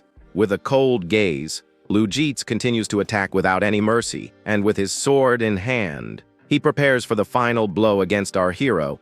The knight thinks that he'd heard rumors of his strength, but it surpassed his expectations. Smirking, he admits that using Galperdick as bait was the right choice. With a malicious grin, Lujit says the final sacrifice will be offered. Suddenly, Sereno's magic circle shatters, and she screams in pain. The mage then warns that the magic circle won't work here anymore. Sereno then asks where our hero is going, but he ignores her. The mage then feels guilty and wonders why she ever got involved in this. Scared, she wonders what kind of horrible inferno this place is, and even thinks she should have pretended not to know and run far away. Suddenly, she sees our hero holding Galperdick in his arms. Our protagonist is carrying the knight, who is all beaten up and unconscious. He then asks the mage if she can save his friend's life. Our hero glares at Serenoa and says that wasn't an answer to his question. Scared, the mage stays silent, not knowing what to say to him. She then says she'll do her best and uses her magic to heal him. Suddenly, Miriam appears and warns that there's no way out of this place.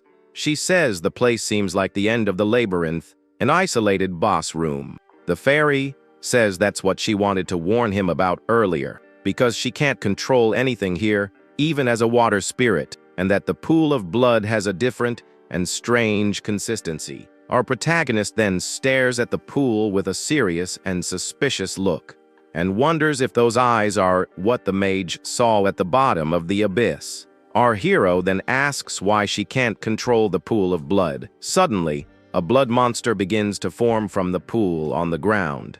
The creature then rises and stares at our protagonist with an empty gaze. And to everyone's surprise, the Minotaur also regenerates and gets back on its feet. Our hero then tells Miriam to find an opening for them to escape. He faces the giant monster and prepares for the battle to come. Serenoa then continues to heal Galperdick, who is still unconscious. With his red eyes, our protagonist decides he needs to immobilize the monster. With his sword in hand, he charges and attacks the creature with everything he's got. Our hero then uses his ability, and a series of red claws appear, The attack hits the Minotaur dead on, but it doesn't seem to feel a thing. Our protagonist then continues to attack with all his strength and power. He uses his ability again, attacking the monster with claws of blood. Suddenly, his sword breaks, and he's shocked by the enemy's resilience. With a serious look, our hero clutches the broken blade in his hand. The creature then prepares to attack, and a yellow light glows in its mouth. With a swift movement, our protagonist dodges the energy blast, and with a leap, he closes in on the monster for a close quarters attack. Our hero then lands a powerful punch on the giant creature's face. And with another leap, he prepares to attack the Minotaur with all he's got. He then realizes that a normal sword can't even scratch the monster, and with his hand glowing red, he decides he'll make do with what he has. He thus creates a new blade of blood and prepares for combat. With his new weapon in hand, our protagonist faces the creature seriously. He then charges and uses a blood spear to attack the Minotaur. With a quick move, he dodges an attack and prepares to counter. He then continues to fight, exchanging a series of blows with the creature. With his fangs bared, our hero attacks the monster with everything he's got, but the Minotaur hits him with a punch, sending him crashing into the wall. The creature then attacks with its weapon, and the floor shatters from the impact. Our protagonist is thrown far away and slams into the cabin wall. With a determined look, he gets ready for round 2 of the fight. Sereno then tries to wake up Galperdek, who remains unconscious on the floor, and asks him to wake up because his friend is in danger and needs help. Our hero then realizes the mage was right and that he can't win because the high-level monster is on a completely different level of strength. Suddenly, the creature glares at him with a look of pure evil and gets ready. Our protagonist then curses and braces himself for the monster's final attack. With all his power, he uses his ability, and a series of claws emerge. He's caught by the enemy's blow, which riddles him with holes. Sereno then screams our hero's name and prepares for the worst. All battered, our protagonist glares at the monster with a look of rage. He then remembers the powerlessness he felt for over a decade. With his blood claws, he attacks the Minotaur with everything he's got. But he wonders why he's feeling more pain than before. And with a scream of agony, our hero is slammed onto the cavern floor. Beaten down, he prepares for the giant creature's final blow. Lying on the ground, our protagonist watches the scene with an empty gaze and wonders why he's fighting so hard to save his friend. Galperdek then wakes up and sees our hero down and covered in wounds. With a look of surprise, he stares at our protagonist, completely bewildered, and wonders why he is risking so much to save him. Suddenly, the scene cuts to a young man, completely terrified by what's about to happen. Meanwhile, Miriam's voice reminds our hero that she totally warned him about the danger. The young man screams that even if Eugene is a vampire, there's no way he can beat that thing. Desperate, he sees Gafrek on the ground and realizes there's nowhere to run.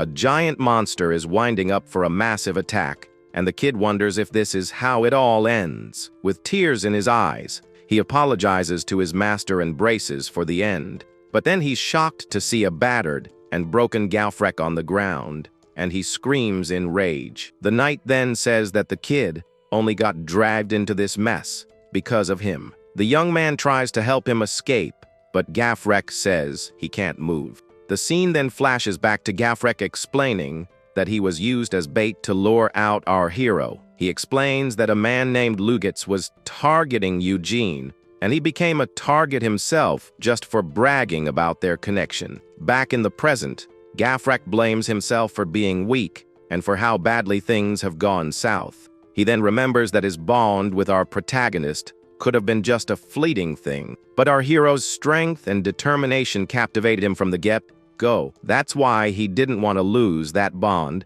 He wanted to be strong enough to fight by his side. But now, he thinks it's all over as the monster prepares the finishing blow. The young man screams desperately for Galperdek to wait and not do anything stupid, but the knight shoves him to safety with a smile on his face. Gafrek then asks our hero for forgiveness as he faces his fate, and in his last moment, he says that in another life, he'll be his knight, calling him his friend. With his friend's passing, our hero's eye glows, reflecting the monster within it. His face covered in blood, he's filled with an uncontrollable rage, and with a wicked grin, his sharp teeth reveal his true nature. The creature then unleashes a deadly attack, and the young man prepares for the worst. Suddenly, a figure appears out of nowhere and stops the attack with his bare hands. With one powerful punch, our protagonist shatters the monster's energy blast. Then, a dark, red aura envelopes his body as he begins to transform. His eyes glow with a new light, and a terrifying power takes over him. The energy then molds into sharp claws and a demonic form. With his transformed hand, he charges head-on toward the creature. A cloaked figure appears, seemingly the source of all this power, and so, our hero attacks the monster with incredible speed and power. All the blood spilled on the ground begins to move toward him. The transformation is complete, and our hero reveals his full vampire form. The young man is terrified as he realizes Eugene's body is changing.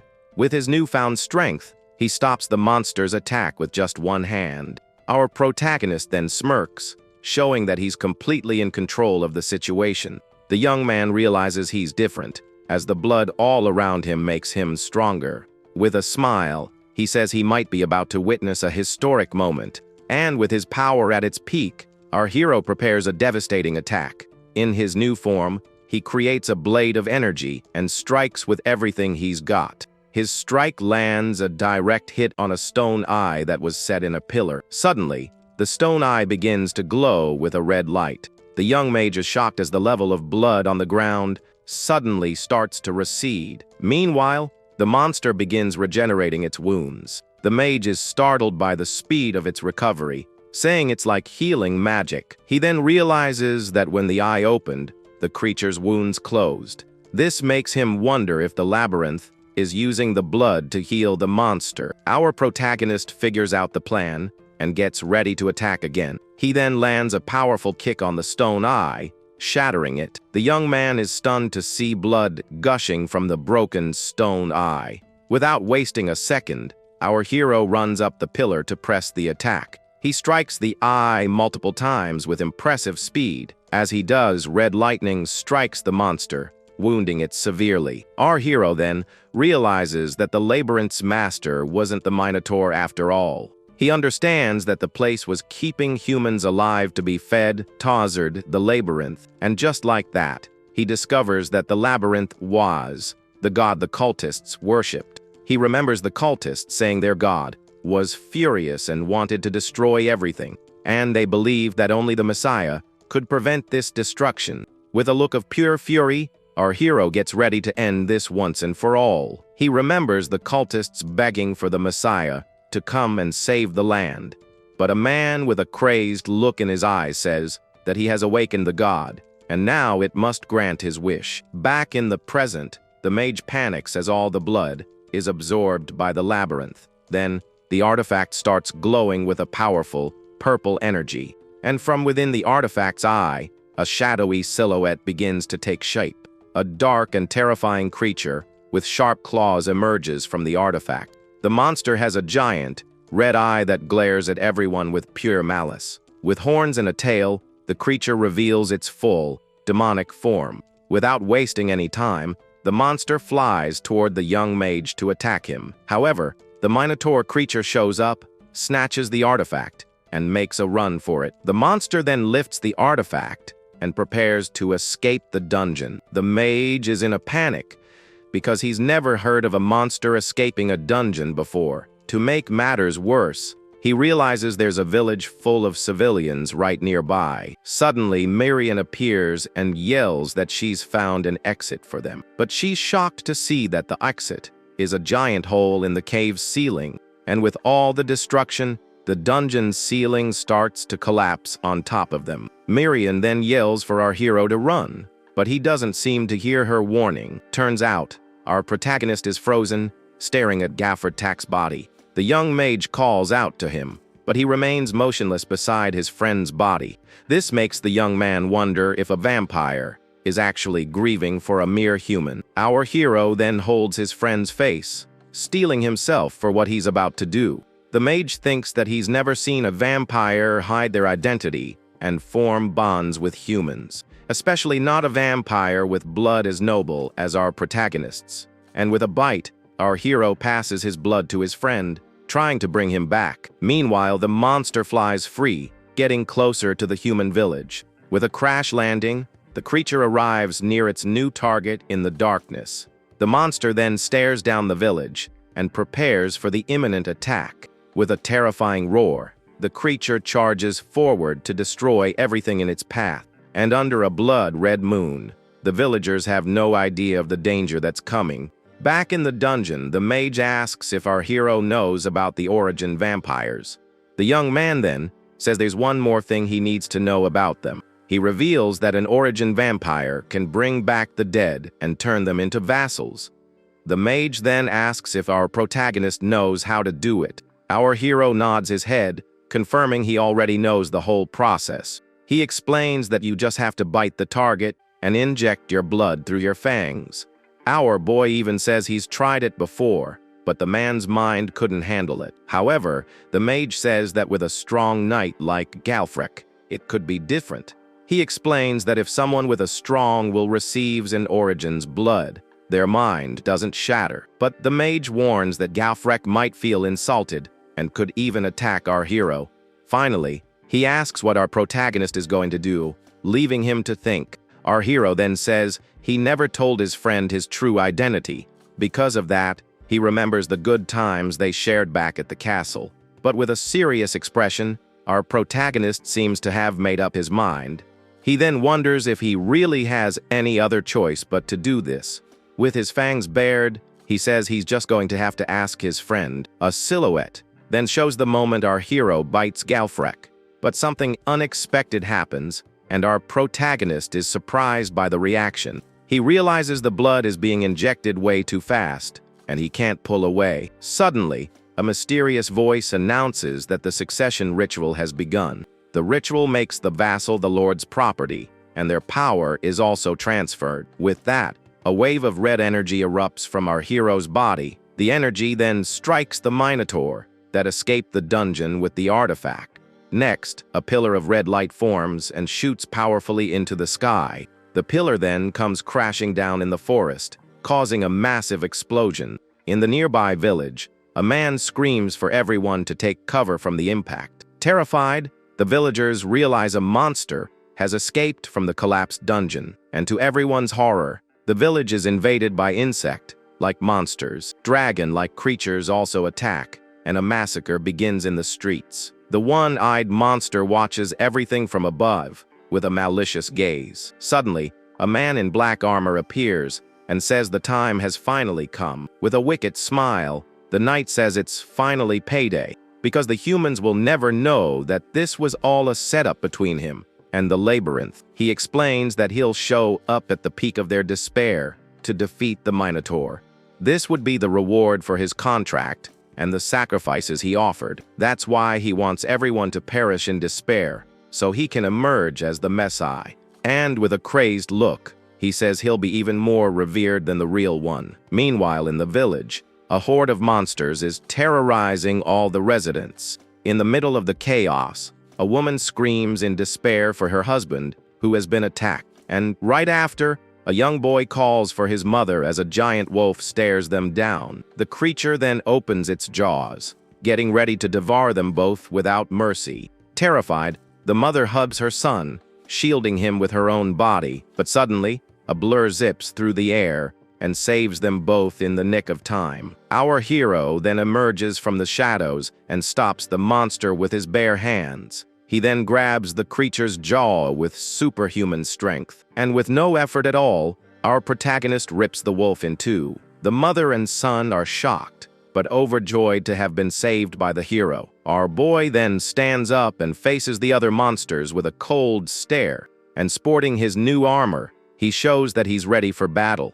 The Black Knight is shocked and wonders why Eugene is even there. He can't understand how the Minotaur didn't take him out after it awakened. The knight refuses to believe it, since he offered Eugene as the final sacrifice. And if this is true, he wonders just what kind of creature our protagonist really is. Suddenly, our hero appears, riding a monstrous steed, and glares at him. But with a smirk, our boy says that none of that matters anymore, because he warns Lugates that he's going to pay for his crimes, right here, right now. With a powerful blow, the creature destroys the tower the knight was standing on. But amidst the dust and destruction, Lugates just laughs like a maniac. Suddenly, a voice rings out, asking if he missed him. With his eyes glowing, he says he's here to return the favor for that humiliation at the tournament. And with his fangs on full display, he calls him a fake cultist with a look of pure hatred.